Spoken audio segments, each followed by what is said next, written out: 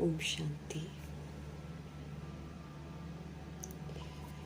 निराकार धाम की रहने वाली हम आत्माएं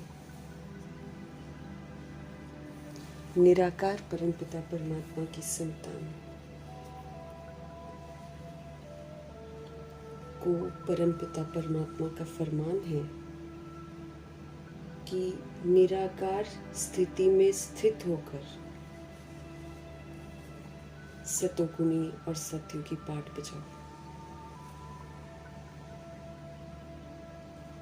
सच्चा वैष्णव बनो। शूद्र कुमार शूद्र कुमारी नहीं बनना है।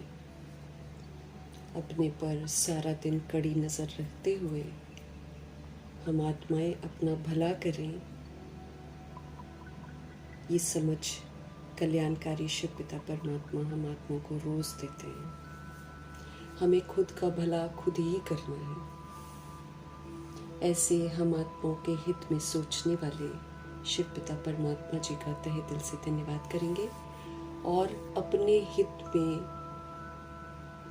सोचने की जो समझ मिली उस समझ को बरकरार रखते हुए परफेक्ट बनने वाले व्यक्त ब्रह्मा, अव्यक्त ब्रह्मा, गुप्त बड़ी माँ, big brother, great great grandfather का रोल प्ले करने वाली आत्मा ब्रह्मा जी का तहे दिल से हम धन्यवाद करेंगे। धन्यवाद करते हुए दोनों जबरदस्त लाइट्स को हाजिर नाजिर करते हुए मीठे परमात्मा जी के मीठे महावाक्य हम उन्हीं से समझेंगे और आत्मिक स्थिति में स्थित होकर समझेंगे। हम आत्माओं के लिए एक एक शिक्षा है, हम आत्माओं को इंडिविजुअली अमल में लानी है। इस बात की समझ बाबा हमको बार बार देते हैं। तो आत्मिक स्थिति में स्थित होकर जब हम पढ़ें, जब हम समझें, तब ये जो समझ की लहर है ये पूरे वायुमंडल में, तत्वों में, प्रकृति में फैले। दिल से दुआ करेंगे।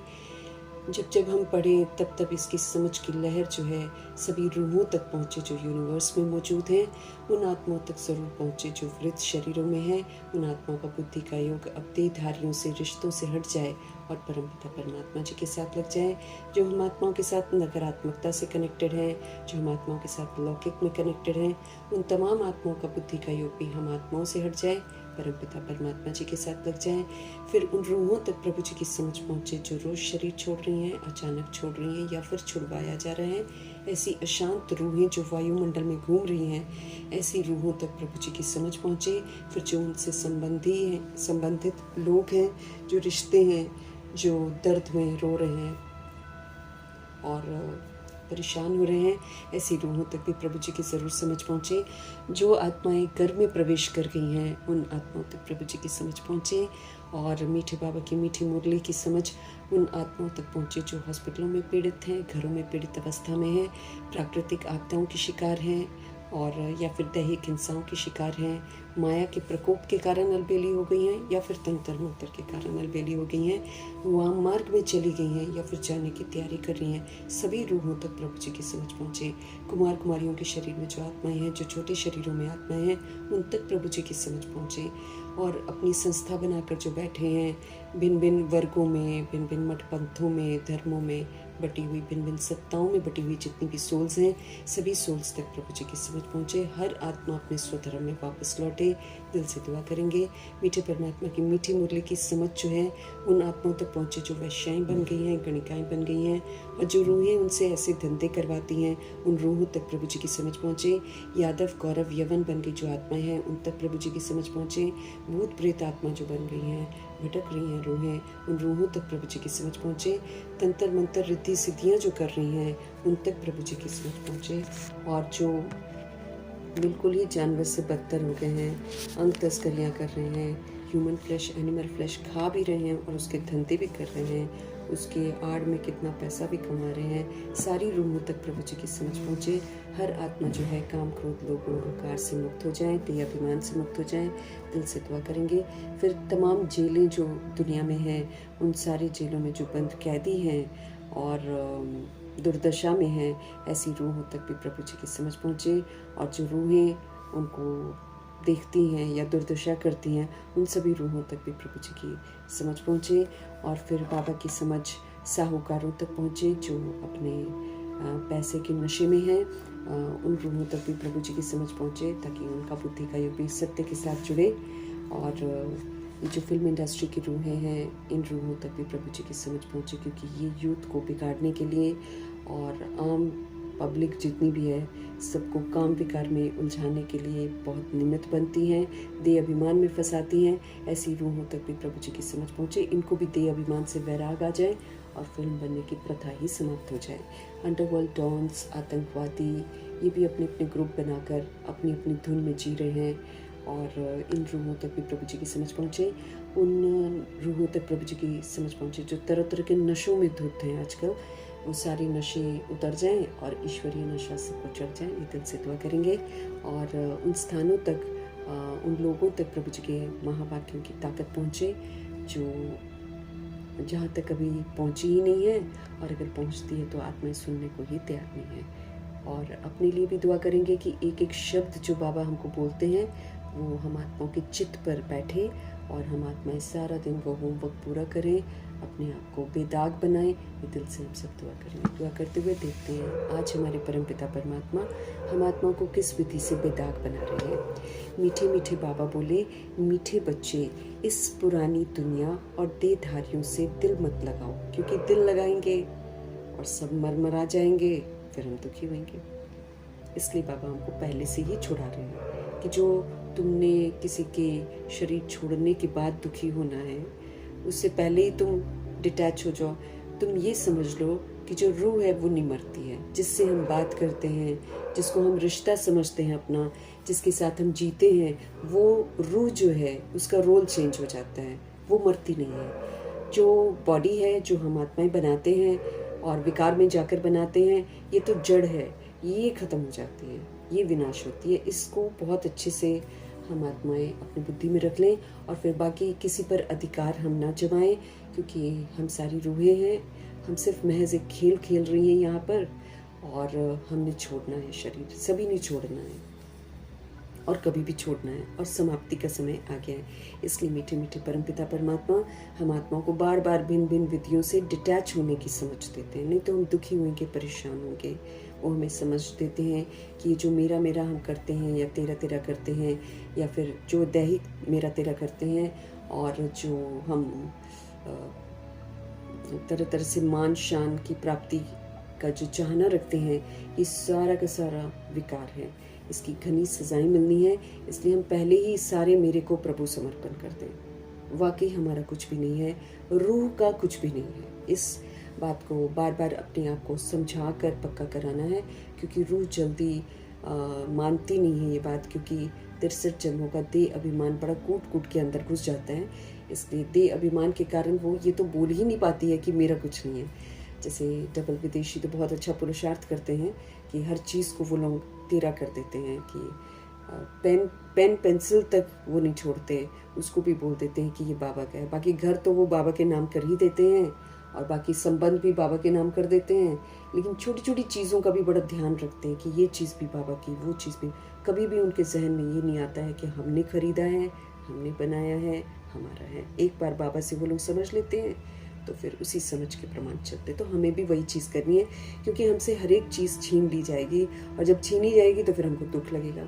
तो उससे पहले ही उससे डिटैच हो जाना है, उस पर अधिकार नहीं रखना है। हम इस दुनिया में आकर चीज़ें लेते हैं, जो मिट्टी के खिलौने हैं वो लेते हैं, और फिर हम उस पर अधिकार जमा कर बैठ जाते हैं। फिर वो सृष्टि रूपी ड्रामा उससे वो अधिकार छीन कर फिर उसको दुख देता है। तो क्यों फिर अगर हम दुखी होकर मरेंगे तो फिर हमारी तो दुर्गति हो जाएगी। जैसे कल हमने पढ़ा है टेप मुरली में जो लिखा था, बाबा क्या बोल रहे हैं, 3 रास्ते हैं, एक दुख धाम है, एक शांति धाम है, एक सुख धाम है। तुमको जो रास्ता लेना है लो।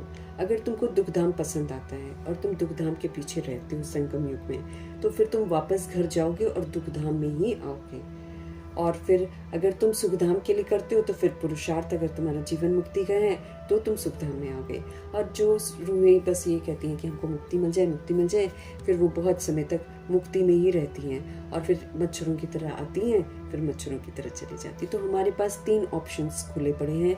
ये हमारे पर है कि हम बंदरों की तरह कलयुग को पकड़ कर रखें या कलयुग की चीज़ों को पकड़ कर रखें। ये बंदरपना है, कहना कि मेरा है मेरा है, और या तो फिर हम जीवन मुक्ति का पूरा पुरुषार्थ करें। तो जीवन मुक्ति का पूरा पुरुषार्थ करने के लिए फिर हमें मम्मा पापा को फॉलो करना पड़ेगा, मतलब पुरानी दुनिया का जो मेरा है वो सारा का सारा बुद्धि से सच में त्याग देना पड़ेगा, प्रभु के हवाले करके फिर प्रभु की अमानत समझकर उसको यूज करना पड़ेगा। उस पर कभी भी कोई चीज़ का हमको हक नहीं रखना है, चाहे मेरे पास कोई भी चीज़ हो, वो मेरी नहीं है, ये रियलिटी है। उसको जितना जल्दी हम स्वीकार कर लें उतना अच्छा है। भले हम खुद कमाते हैं, चाहे खुद भी करते होंगे, खुद अपनी चीज़ें खरीदते होंगे, तो भी वो मेरी नहीं है, वो सिर्फ यूज़ करने के लिए मुझे मिली हुई है। यहीं पर मिलती है, यहीं पर ख़त्म हो जाती है। या तो रूहें हम पहले ही ख़त्म कर दें, या फिर हम रूहें जब शरीर छोड़ेंगी तब धर्मराजपुरी में फिर हमको रियलाइज़ करवाया जाएगा। फिर वो सोल रियलाइज़ भी करती है, फिर पछताती भी है, फिर रोती भी है, फिर जाकर मुक्त होती है। प्रारब्ध उसकी कुछ नहीं बनती है। इस बात का हमको विशेष ध्यान रखना पड़ेगा, हम क्या चूज़ करना चाहते हैं, दुख धाम या मुक्ति धाम या फिर सुख धाम। इसलिए बाबा बोलते हैं ये दुनिया पुरानी हो गई है। जब पुरानी हो गई है, इसमें इतनी अस्त व्यस्तता बढ़ गई है कि कोई आकर इसको सुधारने की कोशिश भी करेगा तो नहीं सुधरेगी। और ये 1250 वर्ष की अवधि होती है हर युग की, तो कलयुग की भी 1250 वर्ष की अवधि जो है वो अब समाप्त होनी है। इसलिए हम चाहेंगे कि ये चलती रहे, तो ऐसा तो होने वाला नहीं है। इस बात को अच्छी रीति समझना है। तो इस पुरानी दुनिया और ये जो देहधारी हैं जितने भी, इनसे कभी दिल मुझे नहीं लगानी है। कोई भी फ्रेंड नहीं बनाना है, कोई भी रिश्ते नहीं बनाने हैं। उल्टा मरजीवा बन गए तो हमारे लिए सारे रिश्ते भी खत्म हैं। तभी हम फरिश्ते का पार्ट बचा सकते हैं, तभी हम कॉर्पोरियल बॉडी में रहकर एंजेलिक बन सकते हैं। कॉर्पोरियल बॉडी में रहकर एंजेलिक बनना ही एकमात्र रास्ता है जिससे मैं सारे हिसाब किताब सेटल करके फ्री होकर इज्जत से घर वापस जा सकती हूँ। और कोई रास्ता है ही नहीं, क्योंकि सारी रूहों के साथ सतोगुनी और सत्युगी आत्मिक व्यवहार करना है। जब तक हम ये करेंगे नहीं, हमारे हिसाब किताब सेटल होंगे नहीं और फिर हम शरीर से मुक्त होंगे नहीं। इसलिए बार बार बाबा हमको ध्यान खिंचवाते हैं कि किसी भी देहधारी से, किसी भी बॉडीली बीइंग से, चाहे वो हमारे दोस्त हों, चाहे वो हमारे रिश्ते हों, चाहे वो अपना लौकिक परिवार समीप के, किसी से भी दिल नहीं लगाना है। दिल लगाई नसीब फूट जाएगा, तकदीर बिल्कुल ज़ीरो, खराब। रिश्ता भी नहीं मिलेगा, दोस्ती भी नहीं मिलेगी, दोस्त भी नहीं मिलेगा मुझे, वो भी खत्म, क्योंकि पुरानी दुनिया खत्म। नई दुनिया में कुछ नहीं मिलेगा, नसीब फूट जाएगा। उल्टा दुर्गति में चले जाएंगे और दुर्गति में जाने की वजह से फिर हर जन्म वैसा ही हमको मिलेगा। जिस भी चीज़ की हमको लालसा है वही चीज़ मेरी ज़िंदगी में हमेशा अभाव रहेगा। हम कभी भी तृप्त नहीं होंगे। इस दुनिया में जो सोल तृप्त नहीं है वो सबसे गरीब सोल है। मैंने जैसे बिलियनर्स मिलियनर्स ले लो, इतना कुछ है उनके पास, इतना कुछ है कि अगर वो न भी कमाएं तो भी वो बैठकर खा सकते हैं, तो भी वो रूहें तृप्त नहीं है। तो उनके जैसा बदनसीब और कौन हो सकता है, लेकिन खुशी नहीं है। क्यों? क्योंकि बहुतों की इच्छाओं को, बहुतों की ज़िंदगी को रौंद के वो लोग इतना बिलियनियर मिलियनियर बनते हैं। क्योंकि कोई भी अमीर यूं ही नहीं बनता है, कहीं ना कहीं वो किसी न किसी को किसी न किसी पर कहीं ना कहीं अत्याचार करके ही इतना बिलियनियर और मिलियनियर बनते हैं लोग। इधर दान कर दे तो कोई फ़ायदा थोड़ी है। अब ये लोग बहुत सारे इंस्टीट्यूट्स चलाते भी हैं, वहाँ बहुत पैसा देते हैं, लेकिन उससे क्या होता है, कितनों को तो रौंदते भी हैं ना, वो इनको समझ में नहीं आता है। इसलिए बाबा हमको सब स्पष्ट कर रहे हैं कि भाई अगर तुम दिल लगाओगे किसी देहधारी के साथ तो तुम्हारा नसीब फूट जाएगा, अच्छा भाग्य नहीं बनेगा और कल्पांतर नहीं बनेगा। सबसे बड़ी बात है ये, क्योंकि मम्मा भी और दादियाँ भी इस बात को बहुत स्पष्ट करती हैं कि अगर हम भगवान को इस समय नहीं पहचानते हैं, अगर हम उनसे सच्चा प्यार नहीं करते हैं, अगर हम उनकी श्रीमत पर नहीं चलते हैं, हमको किसी भी जन्म में, है ना, किसी भी जन्म में हमको किसी का साथ नहीं मिलेगा और हम कभी भी तृप्त नहीं होंगे। कल भी बाबा ने बोला है ना कि अगर तुम मेरे रास्ते पर नहीं चल रहे हो तो धोखा ही मिलना है, तुम्हें रिश्तों से भी धोखा मिलना है। कल परमात्म शिक्षा में सारे पॉइंट्स ऐसे थे, तुमको रिश्तों से भी धोखा मिलेगा, दोस्तों से भी धोखा मिलेगा, तुमको जो तुम व्यापार करते हो उसमें भी तुमको धोखा मिलेगा, नुकसान ही नुकसान होगा। और अभी तो आ रहा है ना समय नुकसान होने का, है ना। बाबा ने बोला ना, सरकार किसी को भी नहीं छोड़ने वाली है। सबके घरों से। ये भी एक हिसाब किताब है ना कि जो देह अभिमान में कमाया होएगा ना, उसको सरकार निकलवाएगी ज़रूर, या तो बैंक से गायब कर देगी सारा कुछ, या घरों से भी निकलवाएगी। और वो कर भी रही है, बहुत हद तक कामयाब भी हो रही है, और उसने करना ही है, क्योंकि यही विधि है रूहों का रूहों के साथ हिसाब किताब चुकता, ऐसे ही होना है। तो आपस में ही सोल्स एक दूसरे का चुकता करती हैं। भगवान जी पहले ही हमको बताते हैं कि इस चक्कर में मत रहो, अपना तुम नई दुनिया के लिए पुरुषार्थ करो। तो हमें ध्यान रखना है, दुनिया पुरानी है, ख़त्म होनी है, इसमें देहधारियों से मुझे दिल नहीं लगानी है। अगर मुझे आत्मा ने किसी से दिल लगाया तो मेरा नसीब फूट जाएगा, क्योंकि हम भगवान को सेकेंडरी बना देते और फिर सबसे पहले किसी और को वो देते हैं ना। जैसे हम सपोज करो मुरली मिस करते हैं ना, तो हम किसको अहमियत देते हैं जिसकी वजह से हम मुरली मिस करते हैं, ये हमको देखना पड़ेगा।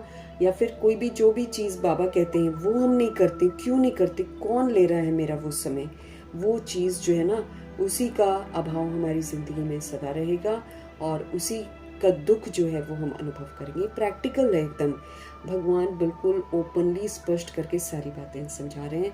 हमारे ऊपर है हम कितना उसको अमल में लाते हैं और कितना नहीं लाते। भुगतान हम ज़रूर करेंगे, बाबा ने साफ बोला है, या तो मनसा से भुगतान करेंगे, मनसा बेचैन हो जाएगी, और जब किसी ज़िंदगी में किसी चीज़ का लॉस होएगा ना, वही दिमाग को खाता रहेगा, ये हो गया मेरा, ये हो गया, वो हो गया, वो हो गया, या फिर किसी ने धोखा दे दिया, वो ऐसी बातें ही दिमाग को उलझा के रखेंगे।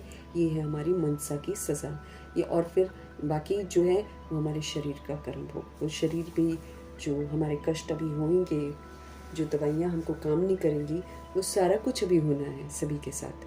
इसीलिए पहले ही हमको दिल एक प्रभु से लगाना है, और जो आत्मा के अंदर सूक्ष्म दिल है उसमें सिर्फ बाप विराजमान होंगे। अगर हम किसी देहधारी को उसमें रखते तो फिर बाबा उसमें आते ही नहीं है। तो हमारा जो आत्मा के अंदर दिल है, जिसको हम कैरी करते हैं अपने साथ हमेशा, उस दिल में एक प्रभु को बसा लेना है, बाकी देहधारियों को निकाल देना है। कोई भी देहधारी हमारा साथ नहीं देगा, और बाबा ने बोला तुम जितने भी आधार बना लो, है ना, चाहे हम पैसों का आधार बना ले, चाहे हम रिश्तों का आधार बना ले, चाहे हम दोस्तों का आधार बना ले, चाहे हम अलौकिक परिवार का आधार बना ले, क्योंकि हम लोग कर्मातीत में पढ़ते हैं ना, बाबा कहते कई लोग लोहे की जंजीरें छोड़ देते हैं, जैसे लौकिक को छोड़ देते हैं तो अलौकिक में बना लेते हैं, तो सारे के सारे आधार टूट जाएंगे। हम किसी पर डिपेंडेंट नहीं हो सकते हैं, एक ही शिव पिता परमात्मा है जिस पर डिपेंडेंट रहेंगे तो वो साथ देंगे, बाकी और हमारा साथ कोई भी नहीं देगा। इसीलिए न खुद किसी से बंधना है और न किसी को अपने साथ बंधना है ना। बाबा ने बोला ना कि ख्वाब देखते हैं इंसान, हम ये कर लेंगे, हम वो कर लेंगे, हम उसके लिए जमा कर लेंगे, हम उसके लिए जमा कर लेंगे, और बाबा कहते किसी के लिए काम आएगा नहीं, बीच से सरकार ले जाएगी सारा कुछ। तो फिर क्यों हम उसके पीछे अपना दिमाग लगाएं, क्यों ना हम शिव बाबा के साथ अपना बुद्धि का योग लगाएं, और फिर हम अपने जीवन को तन मन धन संपन्न संपर्क जितना भी हमको हील करना है वो सारी हीलिंग करके हम अपने आप को मुक्त करें, ताकि उड़ सकें ऊपर, क्योंकि रूहें नीचे तो उड़ लेती हैं, ऊपर नहीं उड़ पा रही हैं। तो उड़ने के लिए हमको एक बाप के साथ दिल लगाना है, किसी देहधारी के साथ नहीं, चाहे फिर वो घर के बच्चे ही क्यों ना हो, दिल नहीं लगाना है कभी भी। वो अमानत है प्रभु की, उसकी रूहानियत से देखभाल करनी है। रूहानियत से देखभाल करेंगे तो वो रूह परमात्मा की बन जाएगी, तो कहीं हमारा जीवन सफल हो जाएगा। लेकिन जब हम रूहानियत से उसके साथ व्यवहार नहीं करेंगे तो बाबा ने, अव्यक्त बाप दादा ने बोला है, वो आपके दुश्मन बन जाएंगे। जो घर के बच्चे हैं ना, वो आपके दुश्मन बन जाएंगे। इसीलिए रूहानियत से उनकी पालना करनी है, उनको रूह समझना है, उनको भगवान की संतान समझना है, और है भी वही रियलिटी। हम बॉडी में सोच लें मेरा बच्चा है तो ये मेरी बेसमझी है। बॉडी में बॉडी को चला रही है रूह, बॉडी हमने बनाई है, वो तो विनाशी है, वो तो जड़ है, उसको चलाने वाली कौन है? रूह। रूह किसका बच्चा है? शिव बाबा का। रियलिटी ही तो समझा रहे हैं भगवान जी हमको, झूठ कहाँ बोल रहे हैं, उल्टा हम झूठ बोलते हैं। रूह तो मेरी हो ही नहीं सकती है ना, वो तो स्वतंत्र है, न मैं हो सकती हूँ न कोई मेरा हो सकता है। रूह के रूप में अगर हम देखें तो भूत वो खाली कर्म से बंध जाती है तो हमारे घर आती है। कर्म का बंधन खत्म, यूं फ्री हो जाएगी, देखेगी भी नहीं कि कौन क्या है, एकदम फ्री, स्वतंत्र हो जाती है, फिर अगली जर्नी पर चली जाती है। किसी से दिल नहीं लगाना है, अपने आप को बार बार समझाना है। प्रश्न है, बाप ने बच्चों को इस नाटक का कौन सा गुह्य राज सुनाया है? उत्तर है, बच्चे अभी ये नाटक खत्म होने वाला है। 5000 वर्ष का नाटक है, अब चलता थोड़ी रहेगा। अब मैं सोचूं कि मैं चलाऊं, मैं विस्तार करूं और ये चलता रहेगा। बच्चे छोटे हैं तो बड़े होंगे, फिर इनकी शादियां होंगी, होगा क्या ऐसा? होगा? 1250 वर्ष का कलयुग है, 90 वर्ष तो शिव जयंती को खत्म हो गए, 10 वर्ष रह गए 1250 वर्ष में। उसमें सारी सृष्टि का परिवर्तन होना है, उसमें फिर हमको ये नहीं मालूम है कि हमने कब शरीर छोड़ना है, कभी भी छूट सकते हैं। तो प्रभु जी गहरा राज हमको ये बताते हैं कि जो नाटक है ये खत्म होने वाला है, इसलिए सभी आत्माओं को यहाँ हाजिर होना ही है। जितनी भी ऊपर भी रह गई है ना, वो सारी की सारी नीचे आती जा रही है। सब धर्मों की आत्माएं अभी यहाँ पर हाजिर होंगी, क्योंकि सर्व का बाप यहाँ हाजिर हुआ है ना। सबको बाप के आगे सलामी भरने आना ही है। हर रूह आएगी, यूं नहीं आती ना। जब डंडे पड़ते हैं, जब अच्छे से बेबस हो जाता है इंसान, तब अपने आप आता है भगवान के आगे। अभी तो देह अभिमान में इतराता है। अब देह अभिमान ही तो है जो इतरा रहा है कि हम हिंदू हैं, हम मुस्लिम हैं, हम क्रिश्चियन हैं। उनके मुख देखने चाहिए जब वो अपने अपने धर्म को लेकर बोलते हैं। आप कभी उनके चेहरे देखो, कितना देह अभिमान झलकता है, गजब का देह अभिमान। मिट्टी है, मिट्टी का शरीर है, लेकिन उस मिट्टी के शरीर में इतना अकड़ता है कि पूछो मत। सारी अकड़ ड्रामा ने एक बैग गिरा देना है सबको। इतना बेबस कर देगा ड्रामा कि डरा डरा के सबको मारने वाला है वो। अगर हम सुधरे नहीं तो डरा डरा के हमको मारेगा। इसका नाम ही है ड्रामा। जगदीश भाई हमेशा बोलते हैं इसका नाम ही इसलिए है ड्रामा। ये डरा के मारता है, ये किसी को बख्शता नहीं है, किसी को भी नहीं बख्शेगा ये। बाबा तो फिर रहम दिल है इन पर। तो हाजिर होना है सबको, सब आएंगे, हिंदू मुस्लिम क्रिश्चियन सब आएंगे, एकदम सबको आना ही है, झुकना ही पड़ेगा भगवान जी के सामने। जातियां देखो, जातियों को लेकर कितना लोग इतराते, कितना देह अभिमान बोलता है। देह अभिमान बोलता है हम राजपूत हैं, देह अभिमान बोलता है हम जाट हैं। 1 सेकंड में जाट गिर जाएगा, 1 सेकंड में। बॉडी के साथ जाट खत्म, बॉडी के साथ राजपूत खत्म, बॉडी के साथ क्षत्रिय खत्म, सब बॉडी के साथ है। बॉडी के साथ नाम है। जब रूह शरीर छोड़ती है तो उसको क्या बोलते हैं? अर्थी जा रही है, क्योंकि रथी बीच से निकल जाती है, रूह निकल जाती है, तो वो क्या बन जाती है? अर्थी, जिस पर इंसान इतना इतराता है। और ये सारा जाति और धर्म, ये सारा लेबल कौन लगाता है? जिस घर में हम पैदा होते हैं, न जाने हम लोग कितनी बार मुस्लिम बने होंगे, कितनी बार हम हिंदू बने होंगे, कितनी बार हम क्रिश्चियन बने, हमको कुछ नहीं पता है। क्योंकि जब हम रूहें बॉडी में आती हैं और किसी धर्म वाले से लड़ती हैं या किसी को मारती हैं, तो फिर अगले जन्म में वही धर्म में जाती हैं, फिर भुगतती हैं। ऐसे होता है। ऐसे ही मेल बनकर अगर हम फीमेल को सताते हैं, तो फिर अगली बार फीमेल बनकर वो जो फीमेल होती है वो मेल बनती है, फिर उसको सताती है। ऐसे होता है। बच नहीं जाएंगे हम हर चीज़ का भुगतान कर। और अभी जो है ये पूरा थोक में हमारा हिसाब किताब चुकता होना है। ये फिर अब जो हिसाब किताब है ये धर्मराज लेते हैं। अब वाला जो हिसाब किताब है सबका इकट्ठे ये धर्मराज जी लेंगे। और ये जो ड्रामा है, ये जो प्रकृति है, ये जो माया है, ये जो यमदूत है, ये लेंगे, ये देंगे सज़ा। और धर्मराज जी हमको दिखाएंगे सारी फिल्म हमारी कि हमने क्या क्या किया है, किसको सताया है, किसको अपशब्द बोले हैं, कहाँ हमने चालाकियाँ करी हैं, चतुराइयाँ करी हैं, कहाँ हमने मुरली मिस करी है, कहाँ हमने मुरली को नज़रअंदाज किया। हमको सब कुछ दिखाएंगे बाबा। हमारे लिए धर्मराजपुरी है और बाकी जो रूहें हैं ये लोग आपस में एक दूसरे को मार मूर के ख़त्म हो जाएंगे। हमको बॉडी कॉन्शियसनेस ही तो ख़त्म करना है। हमको मेल फीमेल कॉन्सेप्ट ही तो ख़त्म करना है। किसी को फीमेल समझकर हम अगर उसको दबाते हैं तो कितना ना गुनाह करते हैं। जैसे पुराने ज़माने में लोग क्यों बाबा जो रूहें हैं ना, रूहें जो फीमेल बॉडी में है उन्हीं को क्यों बाबा ने आकर अडॉप्ट किया? क्योंकि जब बाबा आए थे तब भी फीमेल बॉडी में जो रूहें थी उनके साथ बड़ी दुर्दशा होती थी। सती सिस्टम भी देखो कितना भयंकर था, है ना।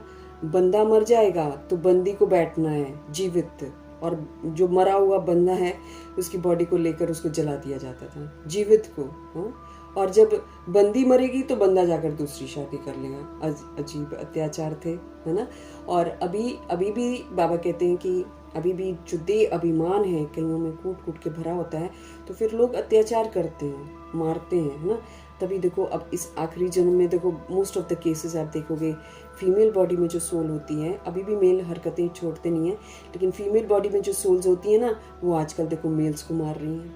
ये सारा हिसाब किताब सेटल हो रहा है। कभी उसने उसके टुकड़े किए होंगे, तभी अभी फीमेल बॉडी में जो है वो टुकड़े करती है, और टुकड़े करती है तो उसको अफसोस भी नहीं होता है। It's all give and take. लेकिन हम जो रूहें भगवान जी से पढ़ रहे हैं, हमारा हिसाब किताब धर्मराज जी लेंगे। अगर हम नहीं बदले हैं, देखो हम सचखंड में प्रवेश नहीं कर सकते हैं अगर मेरी बुद्धि में रह गया कि हम मेल हैं फीमेल हैं। हम सचखंड में प्रवेश नहीं कर सकते हैं अगर हमारे अंदर में जातिवाद है। हम वहाँ पर प्रवेश नहीं कर सकते अगर हम कहेंगे कि हम इंडियन हैं, अमेरिकन हैं, ऑस्ट्रेलियन हैं। प्रवेश नहीं कर सकते हैं हम। ये सारी देह का बना रखा है लेबल अपने आप। किसी को कारपेंटर बोल देते हैं, किसी को वो बोल देते हैं, बार बोल देते हैं, किसी को अपना नामधारी ब्राह्मण बोल देते हैं, किसी को जाट बोल देते हैं, और पता नहीं क्या क्या जाति होती है। लेकिन मैंने ये देखा है कि पंजाब में भी जाट जो होते हैं कुछ ज़्यादा ही अकड़ू होते हैं, और राजपूत भी देख लो, इनका अपना ही दिमाग चढ़ा हुआ रहता है कि हम राजपूत हैं। हरकतें और जो भी इनके कैरेक्टर्स होते हैं बहुत गड़बड़ होते हैं। तो इसलिए ये सारा जो है ये तो बैठकर मुझे अपने अंदर से मिटाना है। मुझ रूह ने ये लेबल्स अडॉप्ट करे, मुझ रूह को ये लेबल्स हटा देने हैं। अगर मैं हटा दूंगी, बिंदी बन जाऊंगी, तब तो मैं सज़ा से मुक्त हो गई। अगर हमने नहीं मिटाया तो फिर हमारे हड्ड गुड्डे तोड़कर ये ड्रामा हमको दे अभिमान से मुक्त करेगा। ये जो है ना हमारे शरीर, यही तो टूटेंगे। ये तो खामखा का मिट्टी का बना हुआ शरीर, और इंसान कितना इतराता है। इसको रियलाइज करके हमको अपने अंदर से जो हमारे खोटा है पन्ना, उसको निकालना है,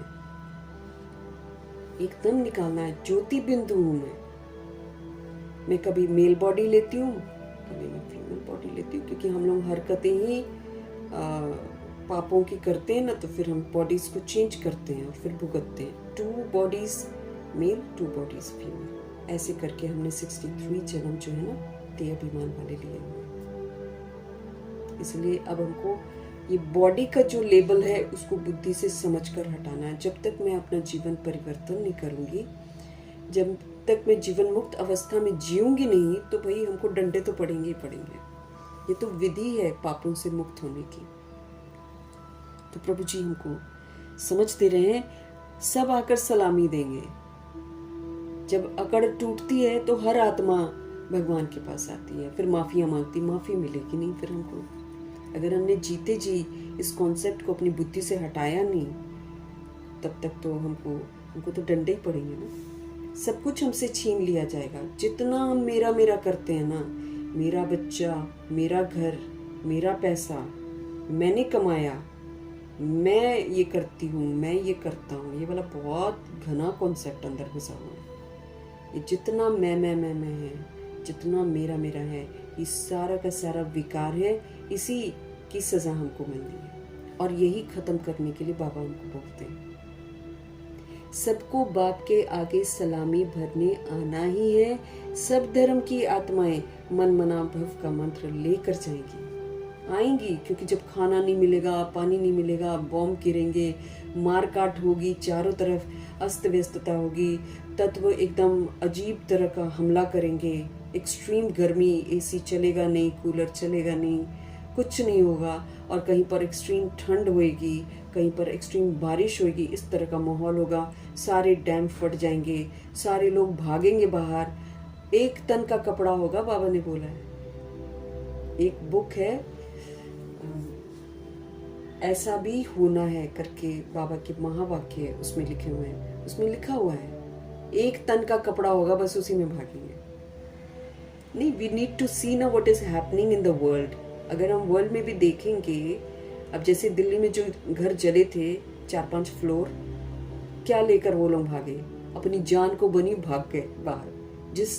जो तन पर कपड़ा था, देखो सच हो गया ना, बाबा ने बोला जिस तन पर एक ही कपड़ा होगा ना, वही उसी में भागेंगे। भागे ना सारे के सारे अपनी जान बचाने के लिए। पैसा भी जल गया, अंदर ज्वेलरी भी जली, कपड़े भी जले, सब कुछ जल गया, खाक हो गया एक कपड़े के साथ। इतराता कितना इंसान, मेरे पास ये है, मेरे पास वो है, उसी में तमा लगी हुई है कि हम इसको बढ़ाएंगे, हम इसको वो कर। सारे सपने टूट जाने हैं, सारे सपने। हकीकत में हम आ जाए तो बहुत अच्छी बात है। सब धर्म की आत्माएं आएंगी, सब मन मना भव का मंत्र लेकर जाएंगी, क्योंकि मुक्त होना है ना। मुक्त नहीं हो पाएंगी जब तक अपने आप को जानकर परमात्मा को याद नहीं करेंगी, तब तक शरीर से मुक्त नहीं हो सकती है। इसलिए सब की सब आएंगी और सब मन मना भव का मंत्र लेकर जाएंगी। वो कोई मध्याजी भव के मंत्र को धारण कर चक्रवर्ती नहीं बनेंगे, क्योंकि एंड में आ रही है ना। एंड में जो हिंदू मुस्लिम सिख ईसाई बनी हुई हैं, ये सब एंड में आते हैं। तो एंड में आते हैं तो ये लोग मध्याजी भव का मंत्र नहीं लेते हैं, मतलब वो सतयुग त्रेता युग का पुरुषार्थ नहीं करेंगे, क्योंकि एंड में आया। अब क्या बनेंगे? चक्रवर्ती तो वो बनेंगे नहीं, क्योंकि उन्होंने आना ही नहीं है। लेकिन मन मना भव का मंत्र लेने के लिए तो हर रूप भागेगी एकदम, सारा देह अभिमान टूट जाए। अभी बोलते हैं हम क्रिश्चियन हैं, हम मुस्लिम हैं, हम ये कर देंगे, हम हिंदू को मार देंगे, वो कहेगा हम मुस्लिम को मार देंगे। अभी अकड़ है ना, सब भागेंगे, सब प्रभु के पास आएंगे, सब रियलाइज करेंगे ट्रुथ क्या है। तो हम सिर्फ देह अभिमान में इतरा रहे हैं, है कुछ भी नहीं, है मिट्टी। पता ही नहीं है कि अभी बाहर गए हैं, वापस आएंगे भी कि नहीं, लेकिन इतराते हैं कि हमारे पास ये है, हमारे पास मैंने कमाया। ये घमंड जाते ही नहीं है इंसान के अंदर से। मैं ये हूँ, मैं हिंदू हूँ, मैं मुस्लिम हूँ, मैं ईसाई हूँ, हम तो दफन ही करते हैं, वो कहेगा हम तो जलाते ही हैं। उस पर कितना लड़ मरते हैं। और प्रकृति ने कितनी बार दिखाया है हिंदुओं को दफन करते हुए और मुस्लिमों को जलाते हुए। वो समझता नहीं है इंसान फिर भी। तो हमको तो समझना है ना, हमको अपने अंदर से ये दैहिक भान ही तो खत्म करना है। यही तो सबसे बड़ी बीमारी है जो हम आत्माओं को लग रखी है। इसी से तो हमको मुक्त होना। तो प्रभु जी स्पष्ट कर रहे हैं कि नाटक खत्म होने वाला है। अब मैं सोचूं अब कि मैंने तो अपना परिवार बनाया है, अभी तो हमारे बच्चे बहुत छोटे छोटे हैं, तो चलेगी जिंदगी? नहीं चलेगी। इस हकीकत को जितना जल्दी हम स्वीकार कर लें उतना अच्छा। सभी सोल्स हाजिर होंगी, आना ही है बाबा के पास। दिल का सहारा टूट ना जाए। हमारा दिल का सहारा कौन है? शिव बाबा। बस ये टूटना नहीं चाहिए, बाकी सब टूट जाए, नो प्रॉब्लम। ओम शांति। सब सेंटर्स के बच्चों ने गीत सुना। तुम आज सुन रहे हो और बच्चे 2-4 दिन बाद सुनेंगे। उस समय की बात है, क्योंकि बाबा डायरेक्ट मुरली सुनाते थे और फिर मुरली फिर लिखी जाती थी और फिर आगे जाया, मतलब 2-3 दिन लग जाते थे, क्योंकि उन दिनों तो साधन भी उतने अच्छे थे नहीं ना।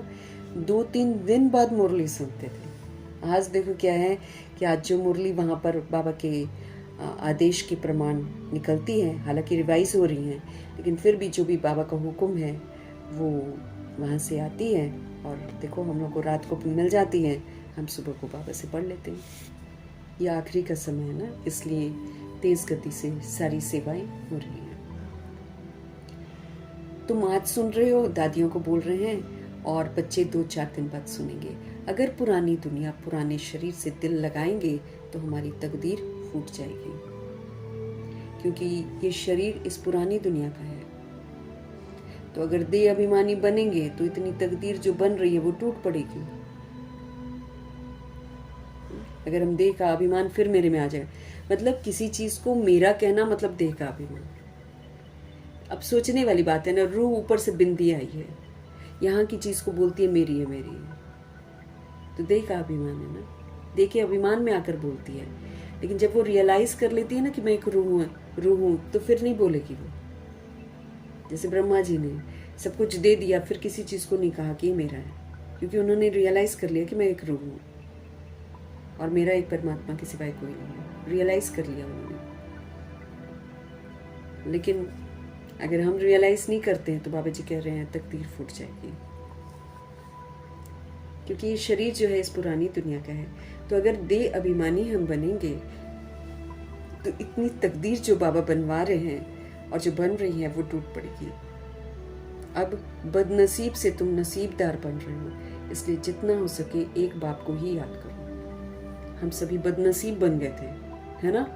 अभी कभी वो रिश्ते बना रहे, कभी वो मिलता दुख ही है। कल भी बाबा ने क्या बोला, मिलेगा तुमको दुख और धोखा ही, चाहे तुम जितना मर्जी करो। अगर आप पढ़ते हैं परमात्म शिक्षाएं तो उसमें बाबा टेप मुरली में है, डायरेक्ट जो आवाज़ में सुने हुए पॉइंट्स हैं उसमें बाबा क्या बोल रहे हैं, यही बोल रहे हैं कि भाई तुम जो दुनिया के पीछे भागोगे तुम्हें दुख ही मिलेगा, रिश्तों के पीछे भागोगे दुख ही मिलेगा, धोखा ही मिलेगा। एकदम स्पष्ट कर रहे हैं।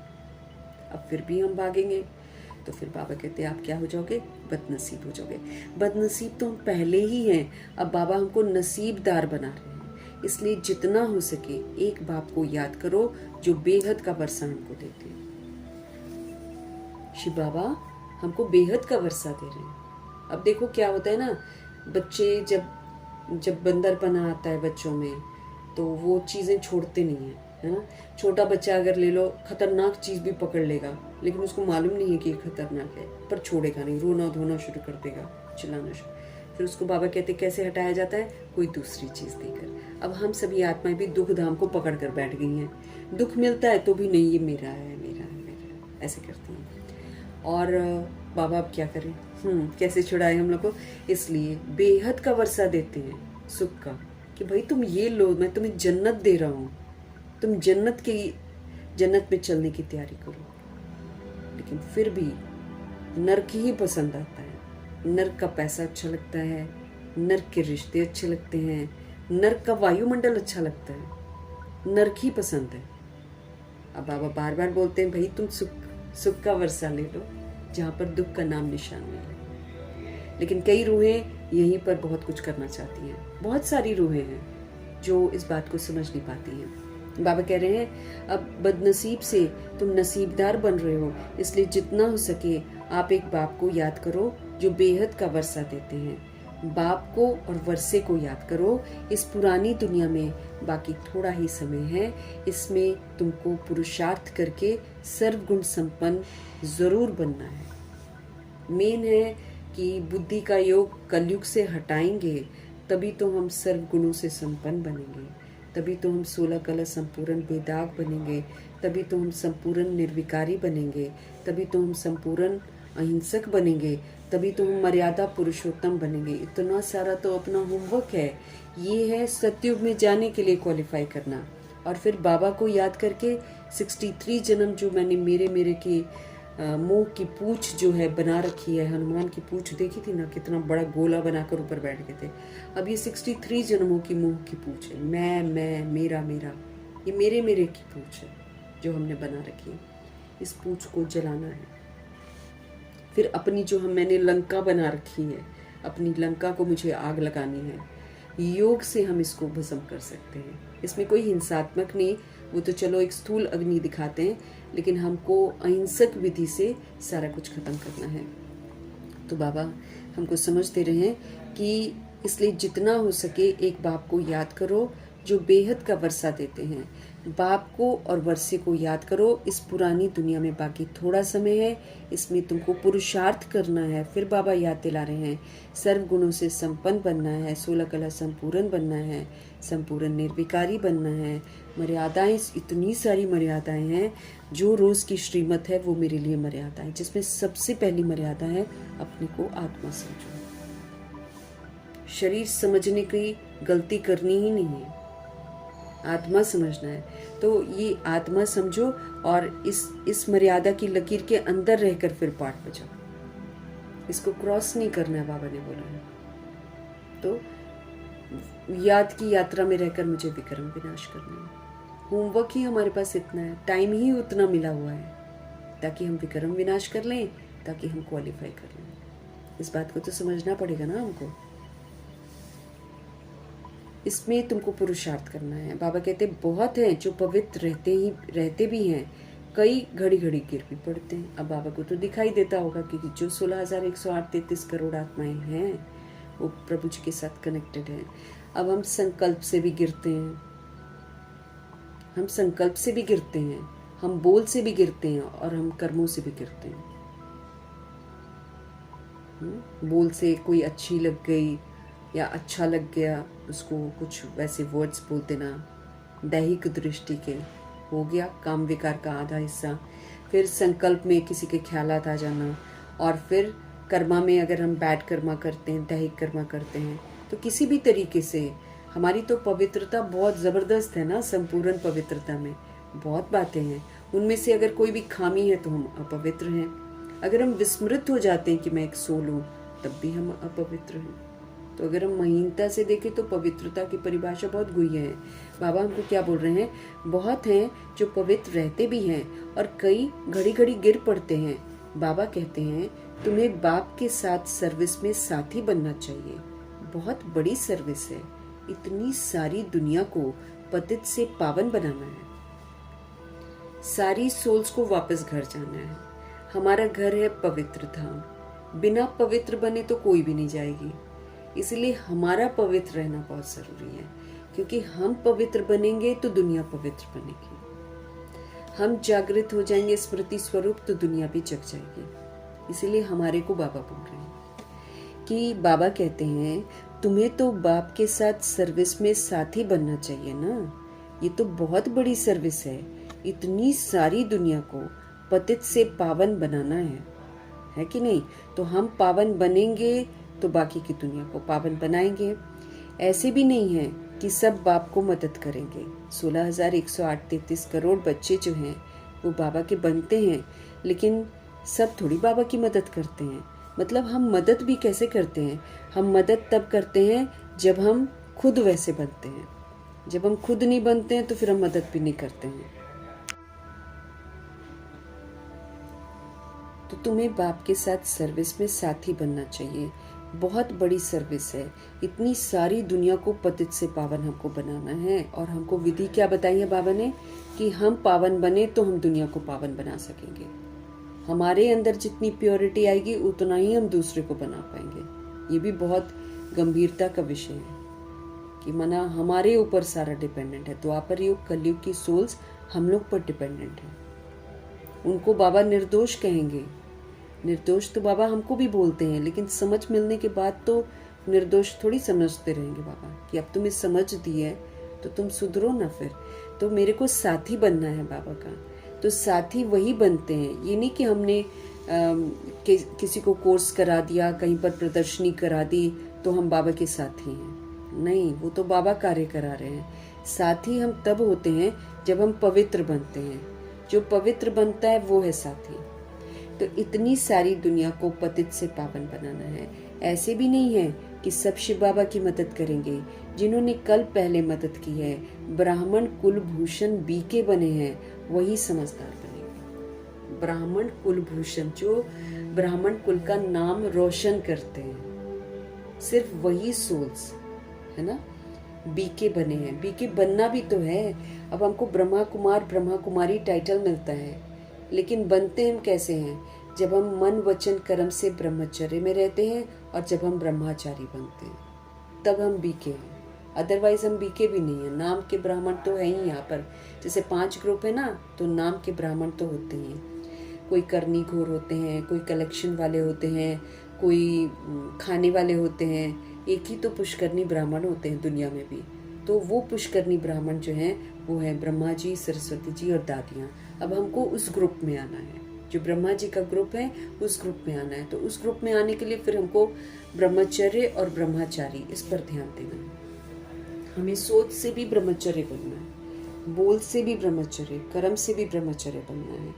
तो बाबा कहते हैं ब्राह्मण कुलभूषण जो बीके बने हैं ना, वही समझदार बनेंगे। सारे के सारे 16,108 करोड़ बच्चे बाबा की मददगार नहीं बनते हैं। प्रजापिता ब्रह्मा का नाम तो गाया हुआ है। ब्रह्मा के बच्चों को जरूर बीके ही तो कहेंगे, जरूर पास्ट होकर गए हैं। आदि देव आदि देवी को भी याद करते हैं। जो चीज़ होकर गई है वो फिर से ज़रूर होनी है, क्योंकि होकर गई है तो ड्रामा रिपीट होता है, हर 5000 वर्ष के बाद रिपीट होता है, इसीलिए फिर से हम लोग वही उसी ग्रुप में आ जाते हैं। बाबा कहते हैं ये जानते हो सतयुग होकर गया है, उसमें आदि सनातन देवी देवताओं का राज्य था जो अभी नहीं है। देवी देवताएं जो पवित्र प्रवृत्ति मार्ग वाले राज्य करते थे वो अभी 84 जन्म की अंत में है। बाबा कह रहे हैं जो हुआ वो फिर से रिपीट होगा। ये जानते हो सतयुग होकर गया है, उसमें आदि सनातन देवी देवताओं का राज्य था। अब देखो जैसे आबू में जब मम्मा पापा थे तो फिर बाबा यादगार भी दिखाते हैं आबू के सारे, अदर कुमारी का मंदिर, कुमारियों का मंदिर है ना, गुरु शिखर की चोटी, तिलवाड़ा टेम्पल, सारा कुछ बाबा दिखलाते हैं। कहते हैं ये जो यादगार बना है वो कल पहले का संगम के पुरुषार्थ का यादगार है। अभी फिर आप लोग वैसा पुरुषार्थ कर रहे हो, फिर आगे जाकर फिर से ये यादगार बनेगा, क्योंकि सब टूट जाएगा ना, सारा कुछ तो टूट जाएगा। अब ये जो अदर कुमारी का मंदिर या कुमारियों का मंदिर या गुरु शिखर की चोटी जो भी बने हुए जगह ना, सारी खत्म हो जाएंगी, फिर से बनेंगी। ऐसे होता है भक्ति मार्ग में यादगार। तो बाबा वही बोल रहे हैं कि जो हुआ वही फिर रिपीट होता है, फिर से रिपीट होता है। उसमें आदि सनातन देवी देवताओं का राज्य था जो अभी नहीं है। देवी देवताएं जो पवित्र प्रवृत्ति मार्ग वाले राज्य करते थे वो अभी 84 जन्म के अंत में है। अभी न पवित्र हैं और न वो राजा ही है, पतित बन गए हैं सारे के सारे। फिर बाप आए हैं पावन बनाने के लिए। कहते हैं पतितों से बुद्धि योग मत लगाओ, एक बाप को याद करो। हमको पतितों के साथ बुद्धि का योग नहीं लगाना है। हम रूहानियत से उनकी सेवा कर सकते हैं कि उनको परमात्मा से जोड़े। बाकी अगर हम कोई लेन देन करते हैं या उनके साथ संबंध संपर्क रखते हैं तो भाई फिर हम तो हिसाब किताब फिर से बना रहे, फिर से गर्भ जेल में जाएंगे। ये अंतिम समय में भी फिर गर्भ जेल में जाएंगे। हमें पतितों के साथ लेन देन नहीं करना, क्योंकि उनको नहीं मालूम है ना, सारी सोल्स को पता कहाँ है कि क्या करना है। तो बाबा हमको कहते हैं कि आप पतितों के साथ बुद्धि योग मत लगाओ। कोई भी सोल बॉडीली बीइंग मुझे याद नहीं आनी चाहिए, मेरी यादों में शिव बाबा होने चाहिए। क्योंकि जब जब यादों में शिव बाबा नहीं है तब तब पाप है। तो कोई भी रूह जो मेरी यादों में शामिल होती है वो फिर एक विघ्न रूप है। कोई शामिल नहीं होनी चाहिए मेरी यादों में। बाबा कहते हैं पतितों से बुद्धि योग मत लगाओ, एक बाप को अब याद करो। आप तुम जानते हो हम बाप की राय पर चल बाप से वर्षा ले रहे हैं। हम बाबा की राय पर चलेंगे, हमको बाप से वर्षा मिलेगा। कैसे वर्षा पाना है वो भी बाबा रोज हमको युक्ति बताते रहते हैं। मनुष्य तो अनेक प्रकार की युक्तियां रचते हैं। कोई साइंस का घमंडी है, कोई डॉक्टरी का घमंडी है। लिखते हैं मनुष्यों की हार्ट खराब हो जाती है तो दूसरी प्लास्टिक की हार्ट बनाकर डाल सकते हैं। नेचुरल निकाल कर आर्टिफिशियल को चलाते रहते हैं। ये भी कितना हुनर है। ये हुआ अल्पकाल सुख के लिए। इंस्ट्रूमेंट, बॉडी इंस्ट्रूमेंट का अंदर से कोई भी पार्ट गड़बड़ होता है तो आजकल बना लेते हैं प्लास्टिक का और लगा देते हैं। बाबा कहते हैं अल्पकाल का इससे सुख मिलता है, इससे कोई स्थायी सुख तो मिलता नहीं है। कल मर जाएं तो शरीर ही खत्म हो जाएगा, प्राप्ति तो कुछ होती नहीं है ना। अगर किसी में बॉडी में चलो कोई दूसरा लगा भी देते हैं और कल वो मर जाए तो फिर क्या हुआ, कुछ प्राप्ति हुई क्या? इससे कुछ भी प्राप्ति नहीं हुई। अल्पकाल के लिए मिला ना। साइंस द्वारा बहुत कुछ कमाल करके दिखाते हैं, लेकिन अल्पकाल के लिए है सारे कमाल। ये तो बात ही बिल्कुल न्यारी है। पावन आत्मा 84 जन्म लेते लेते अब पतित बन गई है। उस पतित आत्मा को फिर से पावन बनाना सो सिवाय बाप के तो और कोई कर नहीं सकता। ये जो इतना बड़ा काम है हम आत्माओं को पावन बनाना, ये तो बस सिर्फ और सिर्फ शिव बाबा ही कर सकते हैं। और कोई दुनिया की बॉडीली बीइंग में ताकत नहीं है। यादव हो चाहे कौरव हो, किसी में ताकत नहीं। भले कितना भी घमंडी हो कि हम ये कर लें। डॉक्टर भी बेबस हो जाता है, कुछ नहीं कर पाता है। सिर्फ परमात्मा कर सकते हैं ये कार्य। तो पावन आत्मा 84 जन्म लेते लेते अब पतित बन गई है। उस पतित आत्मा को फिर से पावन बनाना सो सिवाय पाप के और कोई कर ना सके। एक का ही गायन है, सर्व को पतित पावन, सर्व का पतित पावन और सर्व का सदगति दाता, सर्व पर दया दृष्टि रखने वाला सर्वोदया लीडर है। कौन? शिव बाबा। बस यही हम रूहों की प्रॉब्लम्स को समझते हैं, यही हम रूहों के हित में सोचते हैं और यही हम रूहों को कहते हैं कि किस दिशा में हमको चलना चाहिए। अब सर्व माना, उसमें सभी आ जाते हैं। सर्व पर दया करने वाले तो एक ही बाप गाए जाते हैं। एक शिव बाबा है जो सभी को रूह के रूप में देखते हैं और सब पर रहम करके सबको दुखों से छुड़ाते हैं, जिसको रहम दिल ब्लिसफुल कहते हैं। बाकी मनुष्य सर्व पर क्या दया कर सकेंगे? अपने पर ही नहीं कर सकते हैं तो औरों पर क्या दया करेंगे, है ना। ये दया करते हैं अल्पकाल की। नाम कितने बड़े बड़े रख देते हैं दुनिया में, है ना। सर्वोदया, अब पता नहीं किसको बोला होगा सर्वोदया, लेकिन एक्चुअली सर्वोदया सभी पर दया करने वाले ओनली शिव बाबा है। चाहे वैश्या हो, चाहे गणिका हो, चाहे गिरी हुई आत्मा क्यों ना हो, चाहे अजामिल हो, सब पर दया तो सिर्फ शिव बाबा ही कर सकते हैं। ह्यूमन बींग्स थोड़ी कर सकते हैं। सब पर दया ह्यूमन बींग्स कर ही नहीं सकते हैं। तो सर्वोदया नाम फिर किसको मिलना चाहिए? शिव बाबा को।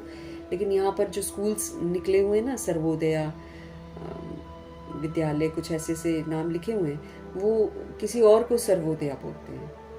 लेकिन ह्यूमन बींग कोई है ही नहीं ऐसा जो सब पर दया करे। बाबा कहते हैं नाम कितने बड़े बड़े रख लेते हैं अपने ऊपर। अब बाप कहते हैं तुमको कितनी सहज युक्ति बताता हूँ मैं, एवर हेल्दी एवर वेल्दी बनने की। अब हमको हेल्दी वेल्दी हैप्पीनेस सारा कमाना है यहाँ पे। कैसे हम हेल्दी बनेंगे? योग लगाकर हेल्दी बनेंगे। वेल्दी कैसे बनेंगे? ज्ञान को धारण करके वेल्दी बनेंगे, क्योंकि जितना हम ज्ञान को यहाँ धारण करेंगे उतना आगे चल के स्थूल धन मिलता है। अभी हम ज्ञान से धनवान बनते हैं। लक्ष्मी जी के हाथ में इतना पैसा दिखाते हैं, वो क्या है? नहीं, एक्चुअली वो ज्ञान से धनवान बनी थी। लेकिन अब क्या बोले, ज्ञान को कैसे दिखाएं, इसलिए पैसे दिखा देते हैं और लोग फिर दिवाली में लक्ष्मी जी की पूजा करते हैं। तुमको कितनी सहज युक्ति बताता हूँ कि कैसे तुम एवर हेल्दी बन सकते हो। मैं तुम्हें सिर्फ कहता हूँ तुम अपने को आत्मा समझो और मुझे याद करो, और फिर वेल्दी कैसे बनना है, ज्ञान को धारण करो और वेल्दी बन जाओ।